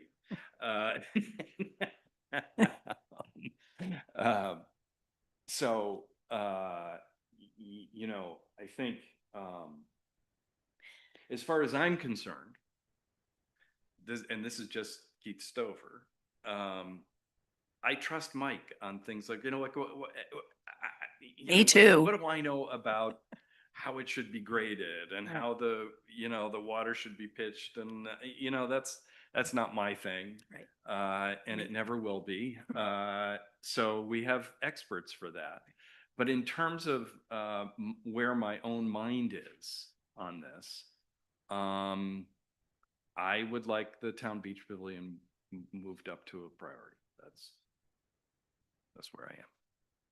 Well, I think I can safely say that it's our number one priority as a committee right now, as to how do we move forward with that. Yeah. At the same time, we have an opportunity to, you know, take the parking lot or Scotch Beach or the paths with the Yeah. plantings and the direction of people. We have some opportunities here to make a difference. Yeah. And so, See, I love the paths and I love the idea of changing the exit from the pathway onto the beach. That looks like it would be a very meaningful difference to make. That I've Y been to thing, sort of changing it the, to a the Y. Y. yes. Right, to have like a little dune Sure. in the middle Yep, to yeah. as a buffer. I mean, just like water will follow your path, so will people, Yes. right? So if you build out those mats, that's where people will go. So I've been to beaches that have them. It's so much easier to walk on to the beach. People stay where you want them to stay. That's right. Nobody wants to go forge a new path with the ticks out here. So if you just say, this is where you're going, that's where they're going to go. Yeah, we should have some tick zone signs. You should have a tick breeding farm. Not Yeah. bad idea. Yeah, I just think that makes tons of sense. You know, for anybody who has mobility issues, or it just path isn't as hot on your feet, all of that. But also keeps people on the path. They're not making the path wider. They're not, you know, like you say, forging a new path. But the parking areas are a little trickier. I absolutely get what you're saying. I understand what Mike is saying, Yes. you know, that maybe we deal with the beach house when it implodes. But that's not planning, that's reacting, but the rest of it seems like really good planning. I like it. Thank you. I do, I don't have a problem with, Scotch Beach, concept 1, concept 2, I understand one's a lot less expensive but maybe we try one, right? If it doesn't work out the way we want. Well, that was, that is exactly the idea is, you know, do the paver option where we have the biggest problem. And then at Scotch Beach, take a lesser option, do the grading and see how maybe we're totally successful with that. We've tried the grading in the south parking lot and it hasn't been working. It's, you know, year after year. So we have Mike Gardner available, I believe, on Zoom. So he could answer the question about are there places in New England with the permeable pavers that we might go look at? And also, Mike, if you could say a few words about what would have happened to a paved parking lot, a permeable, semi-permeable paved parking lot in the situation that we had last week with the ocean water washing around the beach house. So, Mike, can you unmute yourself and say a few words? Thank you. Mike, before you start, we're going to quiz you on our noise ordinances, if you don't mind. I was listening. Hopefully you can hear me okay. Yes. Okay. Yeah, I'll start off by saying that we have a large team that's working on this project, a diverse team, and I am a coastal engineer and not a civil engineer who we do have in-house, and those are the folks that are more familiar with the permeable pavers. So apologize for not having all the answers tonight, but I will say that there are areas within New England and United States that use permeable pavers around bodies of water, ponds, lakes, oceans to reduce both coastal flooding and rain flooding. I can send Mike or Judy a list with some that I can find and I can reach out, but I don't have those on me right now. But it's not an uncommon practice. Yeah, that would be I great. guess I'm going back. Mike, if say you did this in the south lot, I think you spoke to it on the last meeting, that you would probably implement the sweeper over this permeable surface. I guess I'm just looking for clarity on that. If we don't fill the hole in and we have to maintain this surface, Yeah. is the sweeper adequate, or are we going to have to do something else? No, it would be fine. Well, first we would go over it with the loader and get the majority of the sand off. And presumably, we normally do it in March or April. Then we would go through with the sweeper and get the smaller stuff with it. I think I just like to drive that sweeper shit. just goes too slow. And I think I might have mentioned, you can control the down pressure on all those brooms. So if we see if we're picking up too much of the material in between the pavers, the smaller stone, we can just, let off on the pressure of it. So that'll be a little play, figure out what works and what doesn't work as far as the pressure on it. But yes, that will sweep it up. Is there infrastructure under there? Is there like cables or? Yes, it's all stone. Mike, you might be able to recall the size of the stone, but it was quite a bit. It was going to raise it up. So not only are the pavers permeable, you've got a whole layer of stone under there. Was that like a foot, Mike? Do you recall? Yeah, it depends where you are along the parking area, but it would basically raise it to the level of Corneck Road on the southern end of the south lot. Right, which is probably a little bit more than a foot. And also pitch it towards Corneck Road so it's going into that swale. I don't know whether this was Molly's question, but what I heard was her wondering whether there is any cable or electrical infrastructure. Oh, I'm sorry. Yes, there is. Yep, that's So putting something on top of that isn't, what if we had to access? They would put risers in those manhole covers there. That's the Rhode Island Energy. Got it. Okay. Yep, GZA is aware of that. Yeah, I'm sorry, I misunderstood. It's okay. I liked the answer that you had. Yeah, there It's was just a a Okay, question. Judy, can you fill me in again? We have a grant originally that's paying for this, for the study we've had. Correct. Two And grants. 2 grants. Correct. And those grants come to roughly how much? 650,000. Okay, so there'll be some money left after the engineering, correct? Correct. And ballpark what we're talking about? I think Just I think it was almost 400. No, 200. Judy, it's about 100. 200,000 for implementation Allison. dollars. Okay. Allison said, she's the boss. So if we had 200. that 200 on what we have right here, which can be shovel in the ground, if it were mats or something like that, there's funds to do something there, 200,000, correct? Correct. So beyond that, then whether it be pavers or whatever it might be, that would have to have additional grant money that we would have to seek. Is that Correct. Or do we have any commitment for any of that yet? We have none. The next round of funding that we have sought that's been made available to us is also planning money. And in fact, we have a couple of meetings coming up where we're have an opportunity to, as a group of towns, to go back to the state and say, we need to move beyond planning. We need money to implement. So I'm sure that we're not the only town who's in this position. And so, but right now, the funding request that's out right now is part of a state funding request. We're just one of the communities that's included in it.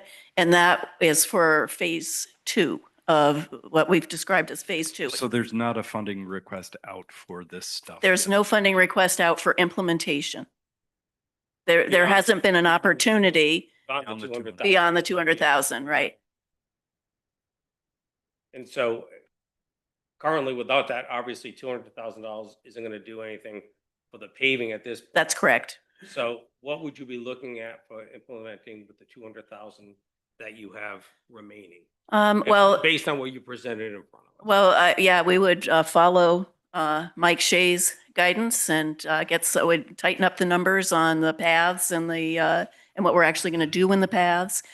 Mats or no mats. We still have planting. We still have ropes and posts that we have to put out, and then the Scotch Beach regrading of the Scotch Beach parking lot and the creation of a bioswale. I mean, there's a couple of things that we can do. Some of it we can do in-house, and then some of it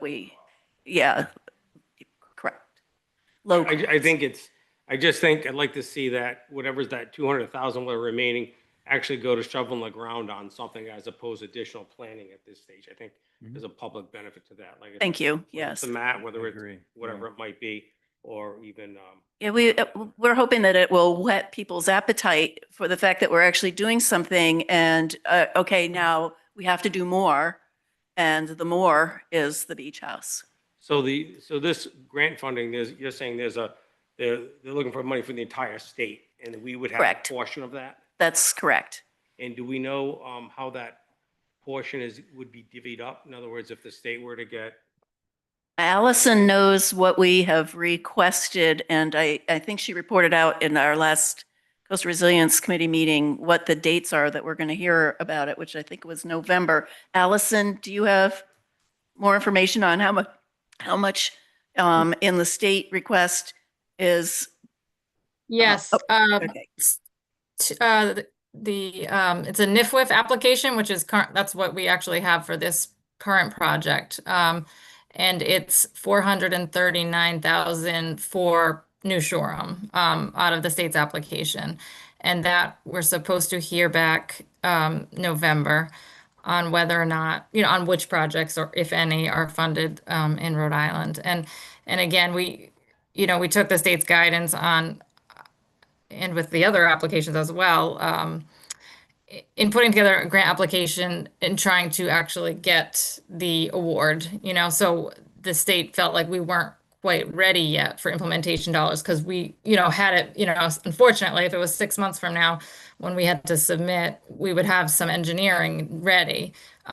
So in the past, they haven't awarded implementation dollars unless you had the engineering. So that's kind of what we're trying to achieve here.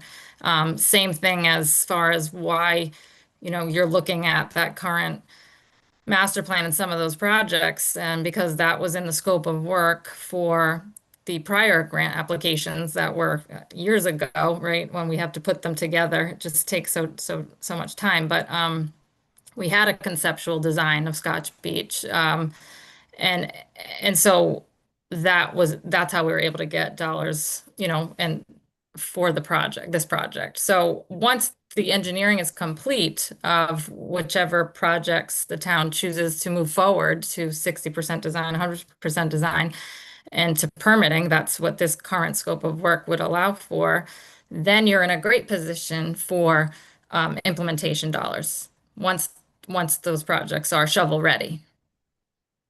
And are those competitive grants? Or how is it allocated out with the funds that they get? Well, I guess it depends, you know, so certainly the state has money through Rhode Island Infrastructure Bank, Municipal Resiliency Program. So that's a potential future funding source. And then, you know, the town would just search for, you know, make themselves aware of which grants are, these are eligible activities under. And yes, they're all competitive. Hey, Allison, I sort of, I was lost in space for a minute at the Oh. beginning of your answer. I'm so sorry, but the 400 grand you were ish, 400 Yes. grand-ish, that's the next round planning, or is Yes. that? Okay, gotcha. Thank you. Because the I'm sorry, state, I'm sorry yeah, to make you repeat that. I mean, we were hoping for implementation dollars, but I mean, certainly there is still more planning design work needed in the corridor, but it was unlikely we would have been awarded implementation dollars given what stage we're at. We don't have engineering plans, and what the guidance was, NIFWIF hadn't in prior applications awarded projects implementation dollars that didn't have their, you know, they weren't shovel ready, engineered yet. So that's why we went with that and just put in what we could, what we thought might get awarded, just to keep the project moving along. Do we have any idea how much money came into the state that was awarded for other projects? Well, as far as they've submitted multiple rounds, right? So prior applications you're asking about? Yeah, in other words, is you know, like the lot is $2.4 million. Is that a realistic grant number that is you know, based on you know, the last 3, 4, 5 years that's been going into communities in Rhode Island?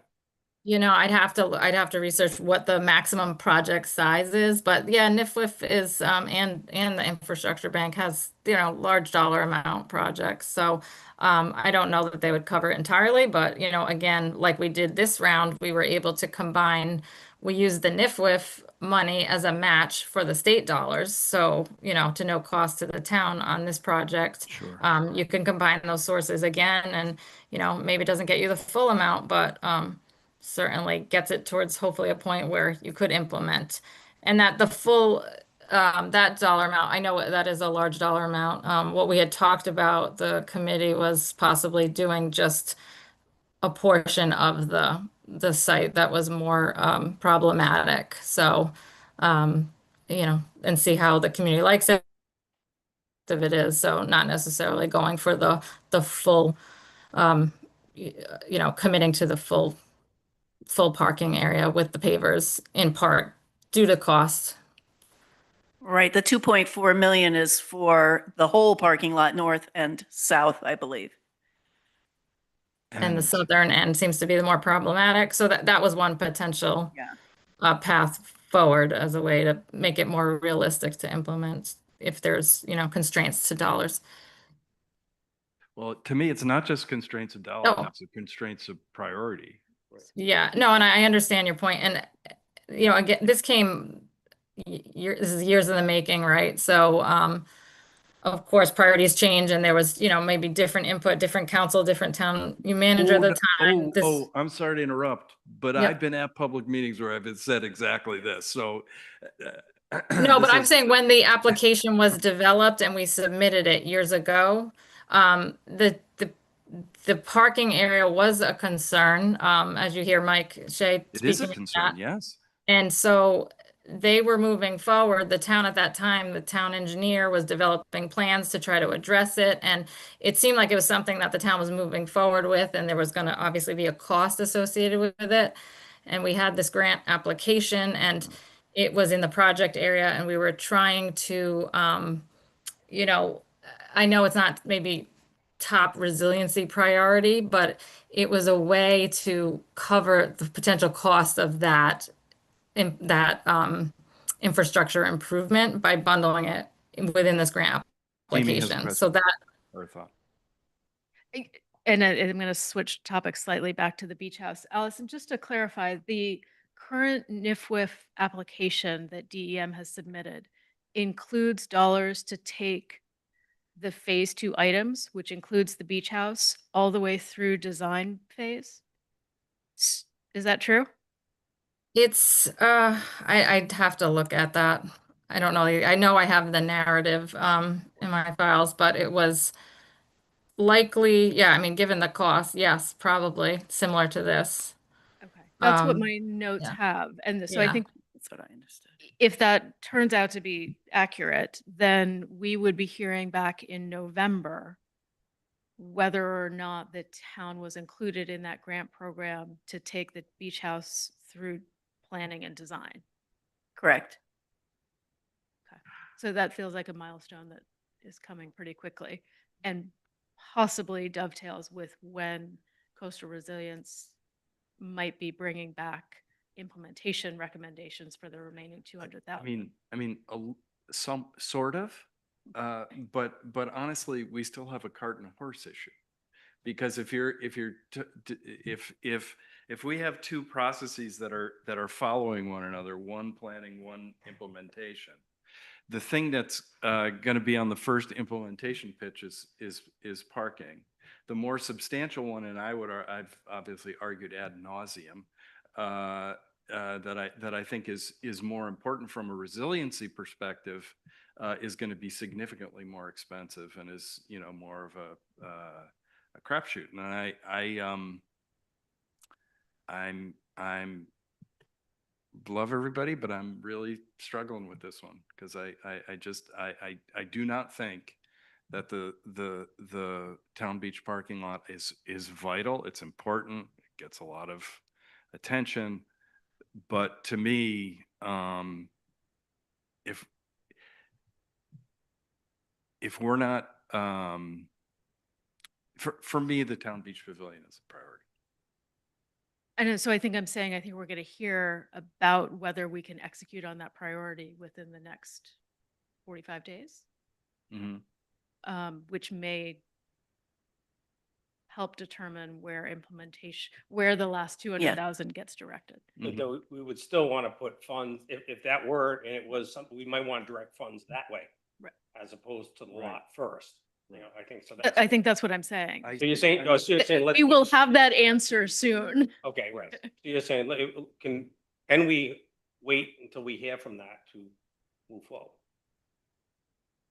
I think that's well, certainly, sorry to jump in, I know, so what the stage that we're at right now is GZA is looking for input from the town. So this is a helpful conversation because we're hearing a lot of input as to which priorities might be best to move forward with. So we're looking for the next phase is going to be bringing it to 60% design. So we certainly don't need to move forward with the parking area right now. We can move forward with designing the other sites that you feel like there's more of a consensus on. And so that's completely fine. And certainly, even if you bring something through design, it doesn't mean you implement it before something else that makes more sense. So I think we can get back together as a group. We can see how much more we can move forward with. Certainly GZA is aware of the beach pavilion, has already thought about solutions for that. And we can see how much more we can focus on that right now and then try to incorporate that into the design of the parking area, you know? So I don't think, I think this is all helpful and we can get back together and see which ones make sense that there's a consensus on and that the community is comfortable with knowing you might want to implement in the next year or so.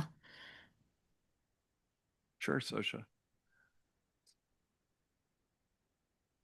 Allison, this is Sasha. Doesn't it behoove us to have our plans be brought up to 60% design? Did I hear you correctly? That would imply that it would make it easier for us to get future grants? Yes. And that's what we'll be doing. Yes, we're going to be moving forward certain aspects to 60% Yeah. design and 100% design and permitting. So I just wanted to make sure that I was correct in that interpretation, because I'd hate to see us lose the plans, the 60% design plans for the parking lot. In other words, they could be used later, but at least they're in place and they help us get future grant money. But I Correct? think what I think we're the also council is saying is if we're gonna move the beach, if the town is feeling like they're ready to plan for and potentially make that commitment of relocating, not necessarily moving the existing structure, but possibly siting it, the beach pavilion, the next beach pavilion on that, in that parking area, then that would change the design. That makes sense. Yeah, I just wanted, just add, since you said that, I want the town council to be aware that we do not need to necessarily talk about replacing that structure. You really have to look at what a function of something is. For example, we can have portable toilets, we can have portable, you know what I mean? Right, right. So, yeah, You know? Yeah. Yes. yeah. So, yeah. Okay, thank you.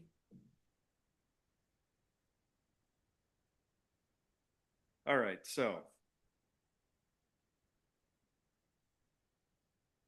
I think there is consensus around the idea that we need to have shovels in the ground on some stuff that demonstrates a seriousness of purpose.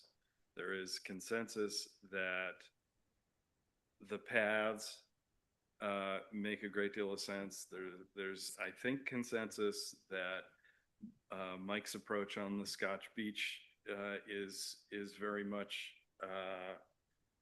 worth a try. There's not consensus, I don't think, on the, there's a consensus on the parking lot that it's a problem. Yes. But there's not a consensus in terms of how prioritized it is or, you know, kind of what it ought to look like. And there's one loudmouth who's concerned about the Town Beach Pavilion. You are not alone. Yeah, no, we're right there with you. Yeah, And I don't know whether that helps, but it does. It's better than to do nothing. Oh, it's better than not having I mean, just Yeah. so any you don't feel guidance. like you're the only person screaming in the wind here, but like, no, I totally agree. It's just because, like I said, we either plan to head that problem off or we react when it becomes a bigger problem. You know, like, which way do we go? Which way can we afford to go? and you know, look, I've heard you say it, Molly. I've heard all of us have said it. Judy said it. I think Mike said it tonight. Like, I don't want this to just be a planning document that sits on the shelf. I mean, I want to actually do stuff. Because because we need to.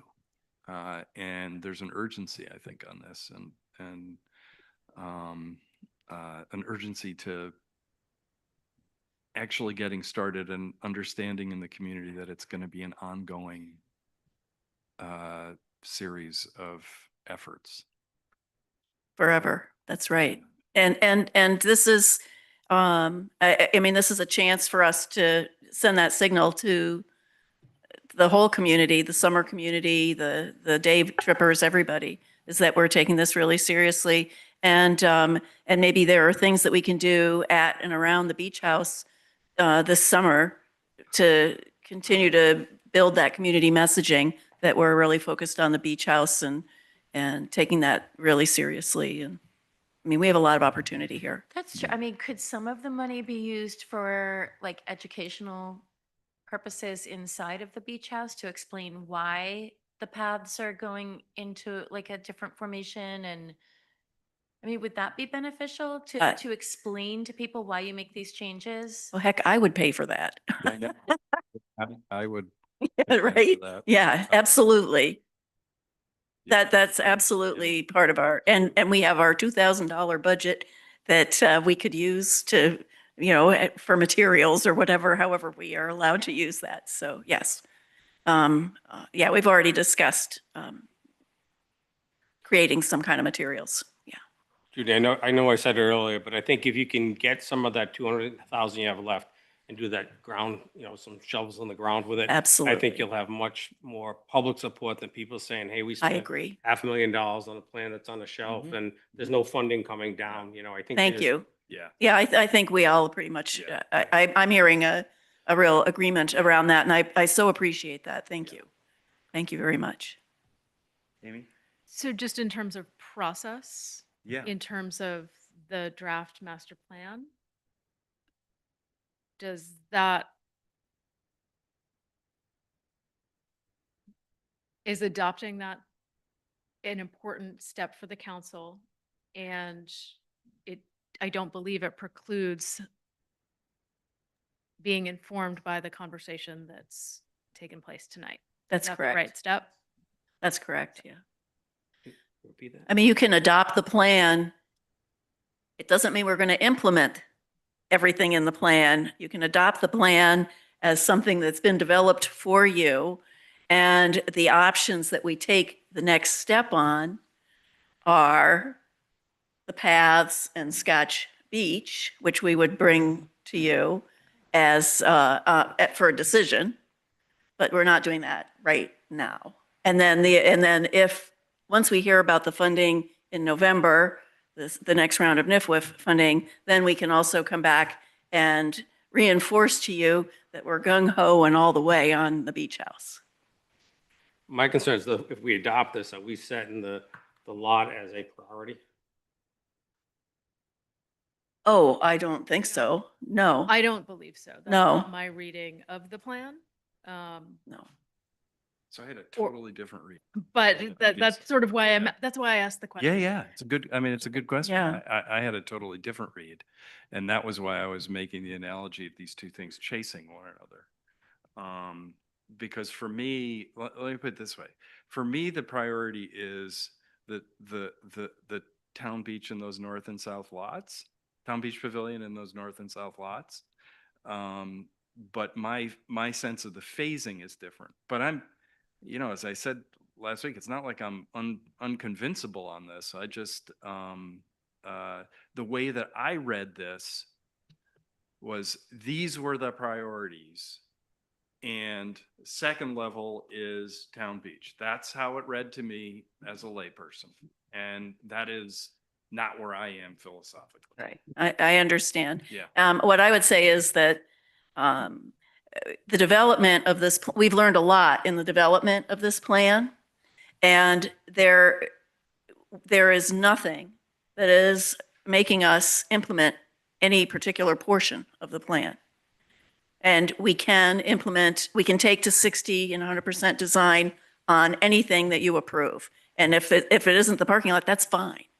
Mm-hmm. We just are this is just a plan that we've developed based on, the best information that we had at the time. So Amy, I literally don't know whether the votes are there to approve this plan, but I think you have consensus on on wanting shovels in the ground. So that's Scotch Beach, the path reconfiguration. And then, November, by the way, is like 3 weeks away here. I know. And maybe we re-agenda the entire plan when we have a sense of whether we get that next NIFWIF grant. It is NIFWIF, right, Alice? Correct. Whether we get that next Yes. NIFWIF grant. Does that I make could sense just as a offer- process? Could I just offer, I wasn't anticipating an adoption of this master plan. It's just part of the process. So I'm Great. not seeking that. I'm buying you a beer the next time I see you. No, Me it's too. really, it was really, the committee and Judy wanted to give the council, these last two meetings certainly wanted your input and guidance and direction and we're not asking, or I'm not asking you to adopt this master plan. I think maybe if the council's inclined, the better language for something like this document, because this is not like a binding document. This is a planning document. It's not, you could use the word endorse, that's showing support, but not committing to implementation of this. So I sort of like the approach that I outlined, shocker, which is we're very clear that we want we want to do the South Beach parking lot in terms of, you know, where implementation would happen, you know, immediately in quotes. Reconfiguration of the paths, South Beach parking lot and path, and that we would re-agenda this item for the November meeting after Allison and Judy and Mike and you receive An update on notification that. from NIFWF about this next phase. And then we might make a decision at that meeting or an ensuing meeting around where, after a discussion around, well, what do you bring up to 60% design with that next $400,000, right?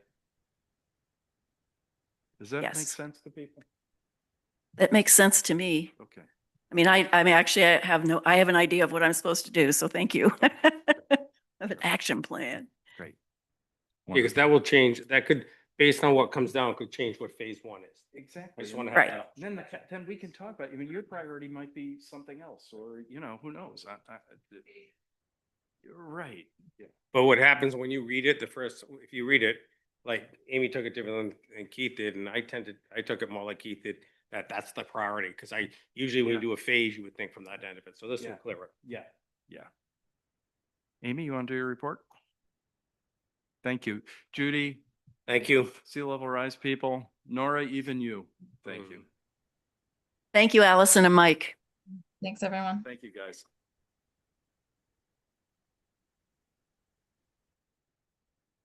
So I'll start with one addition to the report, which you can direct all questions to Mike.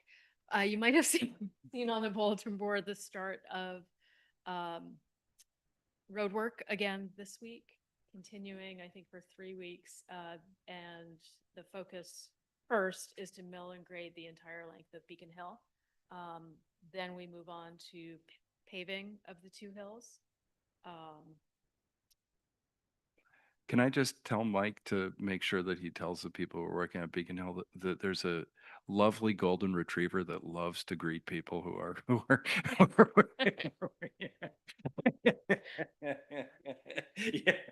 Bring treats. So Amy, it's so when you say mill and grade, can you explain that a little bit? So you're not paving the entire. Mike.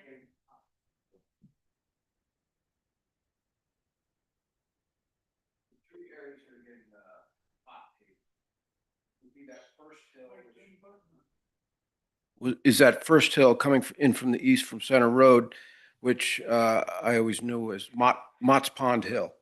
So it'll be roughly from, what was that, Gallant's driveway to Batchelder's driveway, that area. The next one is from roughly Doc Willis's driveway to the tower, the eastern one. And then on the west end, where the paved apron stops, that's going to be extended to incorporate the first 4 driveways on Beacon Hill, which is, I know, Goose and Garden, and there's 3 driveways on the left side when you're coming in. So it would incorporate all those. All the areas that are not getting the hot pavement are getting recycled asphalt millings.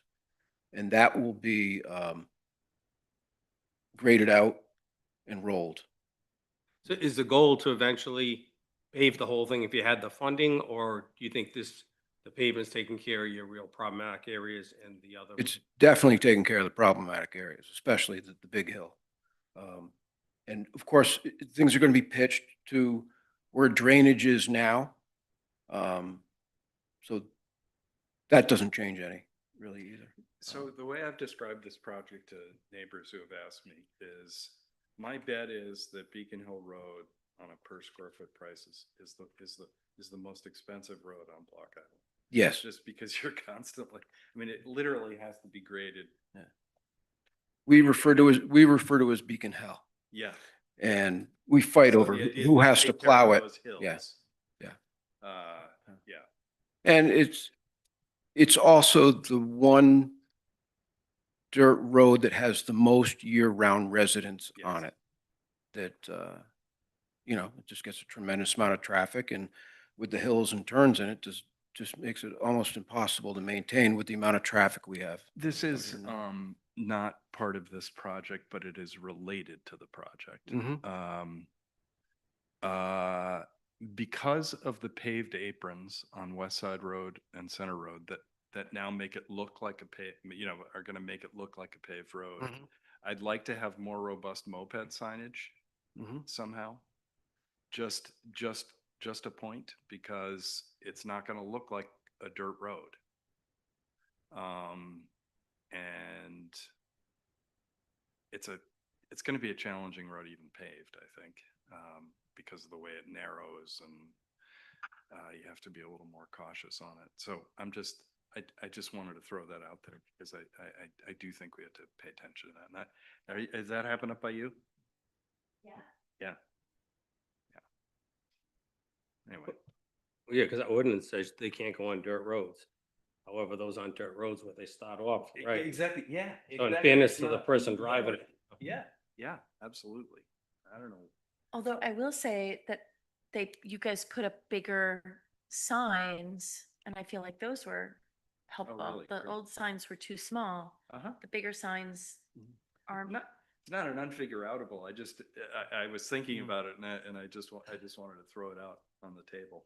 Well, I honestly think that because I would say a very small percentage of them read their contract before they get on that. So they don't know that they aren't allowed on a dirt road. So the sign helps because they do get to the sign and then, I mean, they're right at the end of my driveway. I see them, like, they're all reading the sign and then trying to figure out a new way to go. It's the signage that works, not the moped contract. So. We handed out flyers at one time on moped safety. And it was a map on one side, the police found, and we would come up with the same problem about the dirt roads. And it was Jillian Lang who did that at Senior Park helped out. She goes, why don't you just say mopeds can only be driven on roads with a painted yellow line? And it was like so simple. It's like, that's what we put on the back of them. That's that Brown education. Yeah, exactly. Thank you, Mike. We talked about the AARP committee. Also, a reminder about the survey for anyone who hasn't taken it. And anyone over the age of 45 is invited to participate. Mini grants are also open for application and should be due back October 31st. Mooring, all things mooring have gone out. Waitlist applications, whatever you might need to renew for the year, those are out. So if you haven't received them, you can reach out to the Harbors Department. A reminder that the half marathon is rescheduled for this weekend, the 26th. And that had been postponed because of weather. Short-term rentals are also open, so plenty of things for everyone to register for and take care of. There are two, if you go through that my report carefully, there are two mentions in there of AI initiatives. Yes. And so just as a follow-on, we're also working on a AI use policy so that we can be clear about expectations and transparent about how and when the town is using AI products. So you'll see that soon enough. And then in the town manager section, there's a fair amount in the back there. If people have particular questions, hunting is open in the Sandy Point area. We've had a lot of inquiries, although I don't believe there are any formal applications yet related to adult retail cannabis. So that is a statewide application that's currently open. They do need to submit local zoning sign off with their application. So we've gotten questions, but like I said, I don't think any full applications. Just so people know that that's out there and could happen. We don't have the ability to prohibit it, correct? We did a vote. It was a referendum. The voters decided they were okay with it. And the that's voters okay. did not opt out. Right. Gotcha. Yeah, the law had an opt-out referendum. Right, that's right. I remember now you saying that. We don't have any cannabis specific retail zoning ordinances. Some communities have put them in place. In most cases, what they've adopted is very similar to liquor stores in terms of distance. That's mostly what they're regulating, but we don't have any local ordinances like that. Do you think that's something we should explore?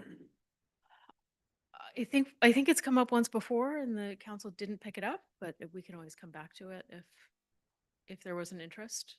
Well, I have interest in it. In Yeah, I mean, just even in the basic exercise of sensibility. Sure. You know? I don't know how you guys feel about it, but We do it with we ought to liquor at least stores. take a look at it, right? I mean, We do it with liquor stores. Yeah. so- Yeah. And I'd like to have it'd be nice to have an opportunity to Chief to weigh in if we Yeah. explore it too, so. We can talk about that more. Yeah. Thank you. Mike and I have been working along with Jim Jeremia in response to a DEM inspection that took place in June that identified that the landfill closure back in 2017 to 2019 has not been fully completed, and identifying the steps that need to be done to fully close that landfill, which includes repairs to the revetment, which has obviously suffered a fair amount of erosion since then as well. So we're working with Jim Jeremia on that and need to get an action plan back to DEM by the end of November. That plan and all of its components will come with a cost, particularly the revetment portion. We always knew there was more work to be done there and that it would be expensive. We don't have numbers yet, but it's something we'll be talking about Is going that all on us, Amy? up to and through the budget year. Yes, that is all on us. Are there any funding sources? Are there any funding sources through If you DEM or? If you think back to the original project, the town was pursuing a CDBG grant for the first round of revetment work. We ultimately declined that grant because of some of the federal requirements that we were unable to meet. So it's unlikely that we would get outside funding. What kind of, any ballpark numbers we're talking? Not yet, no. Yeah, big. Okay, like big as in over $500,000? Yes, yes. Big's over 1,000. Enormous. Yes. So we'll share more information when we have that. But, we've also been working, as you know, on the Rural Health Transformation Program. That's been a pretty iterative process. Really good dialogue back and forth with Department of Health. Health Services has put in their own set of requests, and the town put in two different pathways. One that really focused on the rescue squad and one that focused on the Department of Human Services. Perfect. So hopefully that will continue to evolve. I believe the deadline for the state to submit their application is November 15th. I'm sorry to be such a cynic about this, but until this very large federal grant money, until it became available, we were the only rural health spot in the state. And now there's like 18 towns. Oh, You were at the thing, it was, oh, geez, come on. Right, exactly. And then the last one there is just notification of the revised coastal buoy modernization proposal. We had done a resolution asking for Yeah. Some reconsideration. In the harbor master's opinion, this revised program is a reasonable compromise. I don't know if the council wants to take a position in one way or another, but I guess if you want it on an agenda, speak up. Otherwise, we will just stay silent.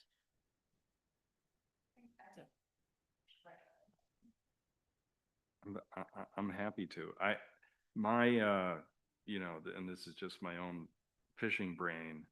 I have used particularly the Southwest Ledge lighted whistle, which I think, oh no, I'm sorry, I'm talking about the wrong one. You know, I find them very helpful, but that's because I've been you know, in those waters with my boat for so long there that it'll be weird without them. But Molly, if you want to agenda this, that's fine with me. No worries. Did Kate have any position on it? I don't believe that she was going to take a position on the revised plan. Well, that's because Old and New Harbor still have. Honestly, the first, the first round of I'm just comments teasing. I wish you were here. really was around Old Harbor, so. Yes. Yeah, so obviously I am not like Keith and out there fishing all the time, but I do think we should agenda it so that people who are interested in Yeah. talking about it have a forum for that. And, Great. and if it ends up being this crowded, then that's that. Okay. Yeah. But happy to take questions, Bill. I just want to say, well, it's not on your report. In your report, I like the way that you had handled the follow through on the medical center, particularly using two people to give you an opinion on that. And I thought it was thorough, and I appreciate that. Yeah, you did a really nice job on that, Amy. Thank you. And, you know, I need to thank Mike and Tom Reesum who helped find the resources that we drew. Great. Thank you, guys. Thank you. Mona, you didn't know it was going to be this exciting, did you?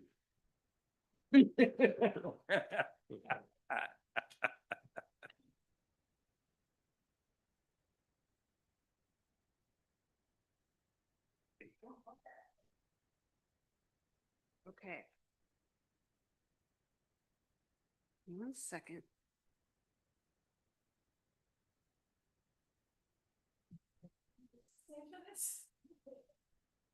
What'd you say? Was it something you said? Yeah. Wow. I'm at the limit. Okay. So looking at September financials here, through our first quarter. So when I look at the percent used, I like to see, 25% for most of our departments that are year round. Our seasonal, you're going to see more like 75%, 80, some of them 90%. Those are the kind of the numbers I look for and feel comfortable with. Right now, we're tracking with last year as far as percent used of budget. We're definitely seeing the results of increasing those mooring fees and the landing fees, which is nice. And let's see, so September, this will be the first month that we're reflecting Thomas property rent on, that's 3 of the units and the town manager's house. We're still waiting to occupy the 4th. Mona, do you like questions while you're doing it, or do you want to go through it and then answer? I'm probably fine while I'm doing it. Just Okay. can't guarantee I'll have these. So this is a revenue. A what? A revenue question. So we'll have increased revenue from the new hotel tax, right? For lack of lodging, or what, however, I can't even remember what word they used. And new revenue from the increased landing fee. Can you give us a sense of when that would hit? Because I'm just really curious about what the numbers end up being mostly. The landing fee's already been implemented. As in being collected out there in the harbor. Right. We don't see the big number Yeah. until the ferries turn in there, Until the, Right, and that would be until probably the year after next. Is that right? Like, so this is. We should get that check in the spring, but that will be double. We know that math pretty well. Yeah. So, Okay. Maybe like 320,000 or something, like 340. Yes. And then January 1st, I think, is when the new hotel tax is supposed to, does that sound right to you? I feel like it was January 1st that that's supposed to. So that didn't release. start until, doesn't start until January 1st. Right, we haven't started. Right. That hasn't started yet. maybe I would suggest that we put this together in a little worksheet That's- rather than off the top of our head. Yeah. I think that's a good idea. I'm just, I'm just curious because it'll be interesting to see what the effect is. Yeah. While Mona's taking notes, I would say the one thing we are waiting on that hasn't come is the state hasn't published their fiscal 26 enacted budget numbers, Oh, which usually shortcuts these kinds of answers. yes. Okay, But it's notable that they are also delayed in that. yes. So. Thank you. But yeah, we can put together. Great. Sorry to digress. No, it's fine.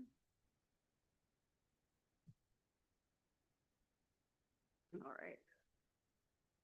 Has the state given a reason why they're so far behind, or do they just never give a reason? They don't give a reason. I think you should call your friend at DBR and ask. And actually, you'll see a decrease Calling with about like permits. our hotel tax is, it's reflecting that it's down, you know, but it's actually, the state did a big, they had an adjustment that they had to do, which is making it appear that we collected less, you know, hotel tax, but there was a misclassification on their side and they had to do that adjustment. They were kind of catching up for several months. Other than that, trying to think of Nothing that's a real outlier from your perspective, Mona? nothing that's a real outlier. We did, we're working on closing or working on the permanent issuance of the permanent school ban or bond for 4 million. So we will be talking to the rating agency tomorrow. Do And they do that's- those via Zoom now, or do you have to actually go? Pardon? I just was curious about whether you have to go to meet with them or whether they did it via Zoom now. Zoom, yep. So this is the amount that we've already drawn out of the 10. Yep. Yep. So if they draw more down, how does that work with a bond? Is it like a line of credit just goes up, or? I think it's a whole new bond, right? Right. So the ban that we're replacing is 4 million. And so that is all we're borrowing is 4 million.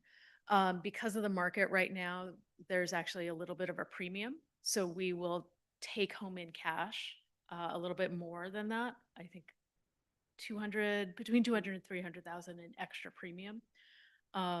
That will act as a cash float for any engineering. They're going out for engineering and architectural services for the current stage 2 application right now. That'll provide a bridge to the next financial town meeting where we will presumably extinguish the old remaining authority, 6 million, 6.4 million, and replace that with a new number and a new plan. The conversations that we've had with the school building committee have really been, you shouldn't feel like you can just use that $6.4 million authorization.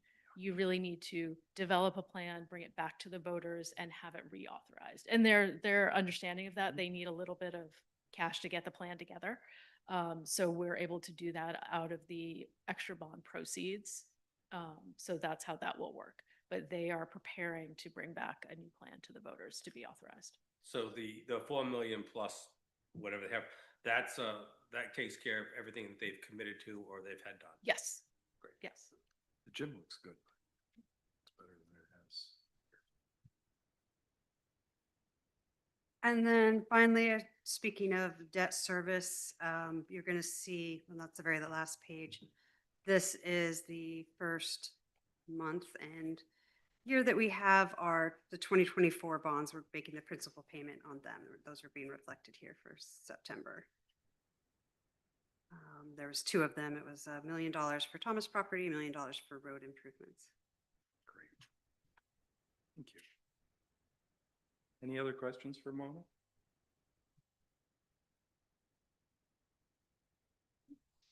Anyone?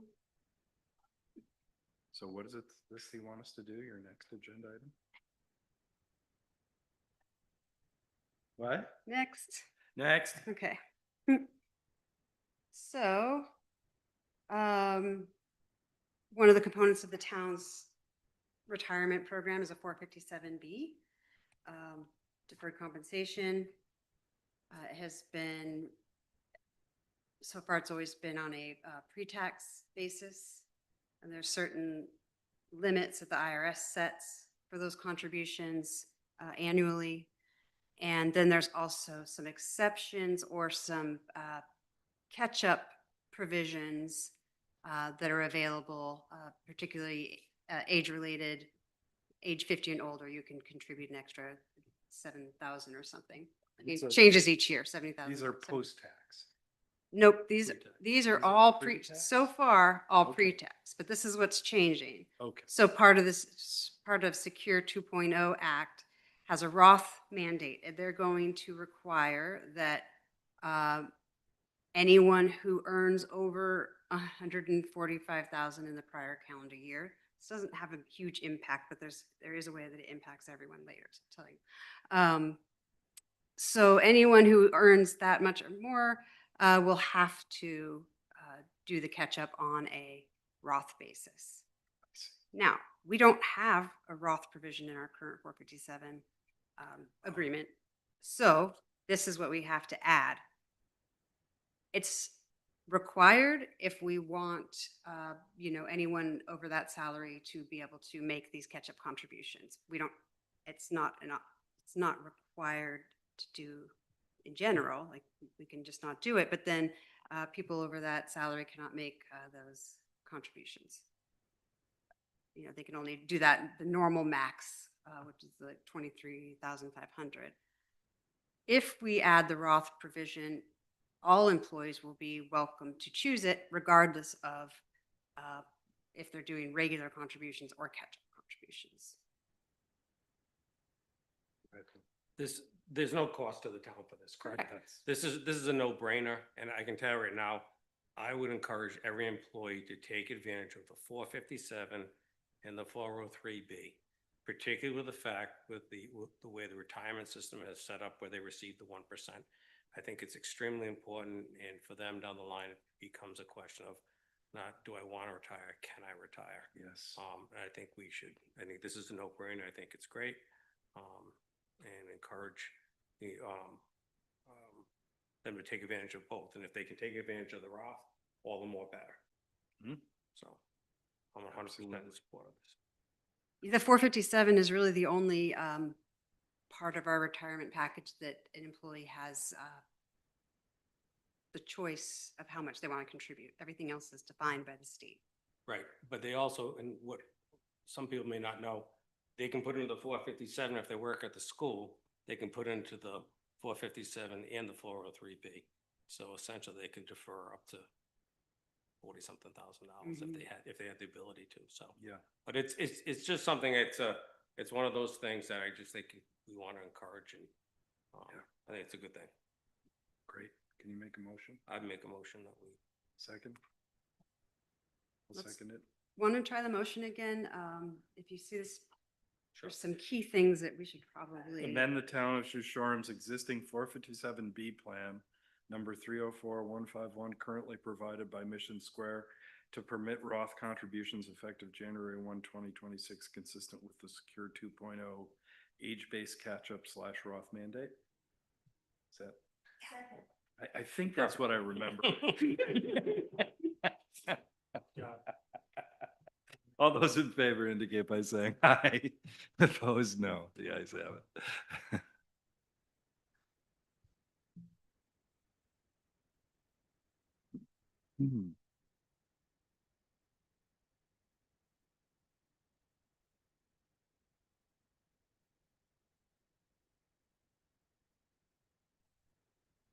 Oh, okay.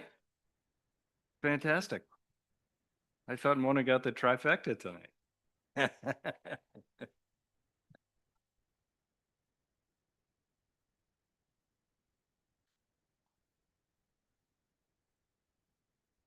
State, if there were 6 things you needed to know about audit, is that this has a clean opinion, meaning it accurately and materially represents the standing. So that's the most important thing to do. And that applies to both this audit and the single audit, which is the report of our federal funds. So there is also a single audit. Great. 2 is fund balance. And people want to know where these things are in the report. I can show you, but essentially our general fund balance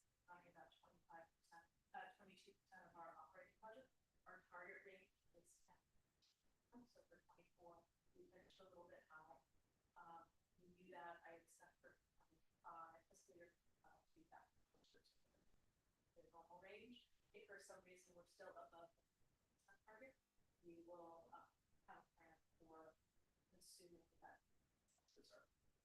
That's not Okay. Debt levels, the one thing to tell you about our debt levels, very short maturity. So 90% of our debt is paid off. Most communities are like 20 average however. So we take a little bit more on the debt service carrying costs in order to buffer short maturity. We were able to do that in the last 10 years, which means we'll be out of our debt. Right.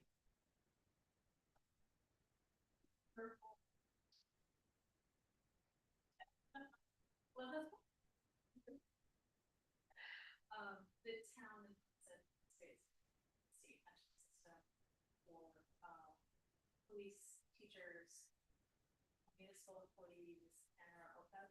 And so one that takes any local discretion. To exactly what the state tells us to do. Mm-hmm. Mm-hmm. So the other our plans level right now. These contribution rates are really high in order to get us to that level. Sure.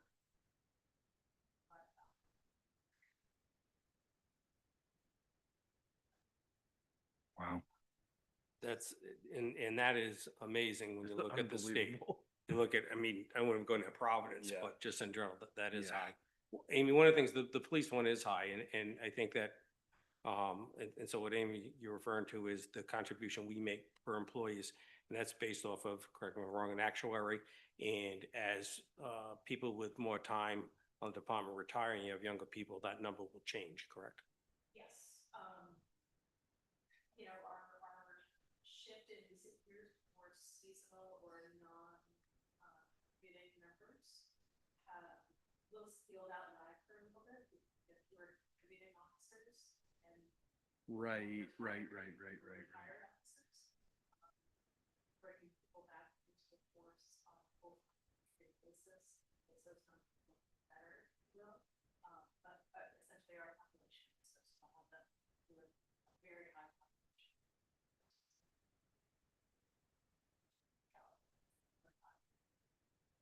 So even if, so when the chief retires and say Joe DiMatteo, and we hire, and we have two people with less than 10 years on, that number will drop significantly, but as we get up, will that change because they've been in for a long period?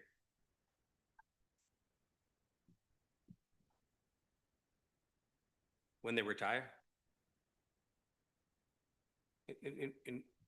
I thought the actuary is based on the officers that you currently have working. Oh, and the retirees? Oh, because some of it is pay as you go. No, but there's some. Level officers. Oh, yes. Oh, okay. Gotcha. Yeah. But it includes retirees in that also, in that actuary? Oh, Interesting. better not get hit by a car. I understand. Well funded. Two more things, budget to actual for fiscal year or revenues were under budget. Part of that was one very significant tax abatement where we had budgeted X and there was error. So that really changed our revenue. But the expenditures were pretty close, most of the encumbrances and capital changing. Right. And then the last item is the tax collection rate, which was 90. Yeah. Amy, not for this meeting, but we have some big things coming down the pike, whether it be the school, the police station, the transfer station, whatever it might be. At some point, maybe a refresher would be good about how much debt that we can actually how much debt is a healthy debt to have based off of, I think you've done that once before. And as I said, not for tonight, but I think that would be beneficial because everything is worthy and its face value, but at some point you have to look at it Yeah. and where is that number where it affects our, The other thing that's helpful that Amy has done in the past, pretty sure it was Amy and not Mona, but is a really good bar chart for somebody like me about how the debt falls off over time. You know, yeah, exactly. I like that. I like that because it's just very helpful to see, you know, it's the manifestation of the short-term borrowing as opposed to 20-year borrowing.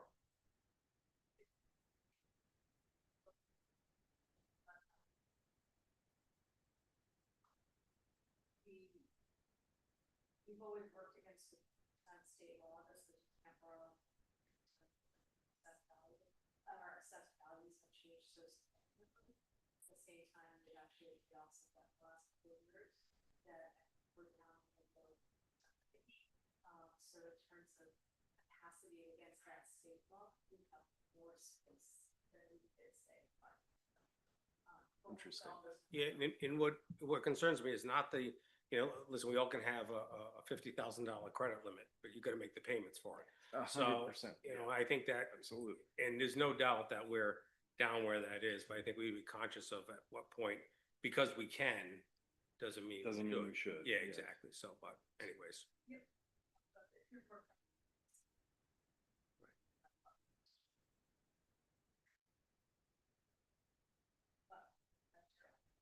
Thank you. Thank you. Thank you. If you can at least.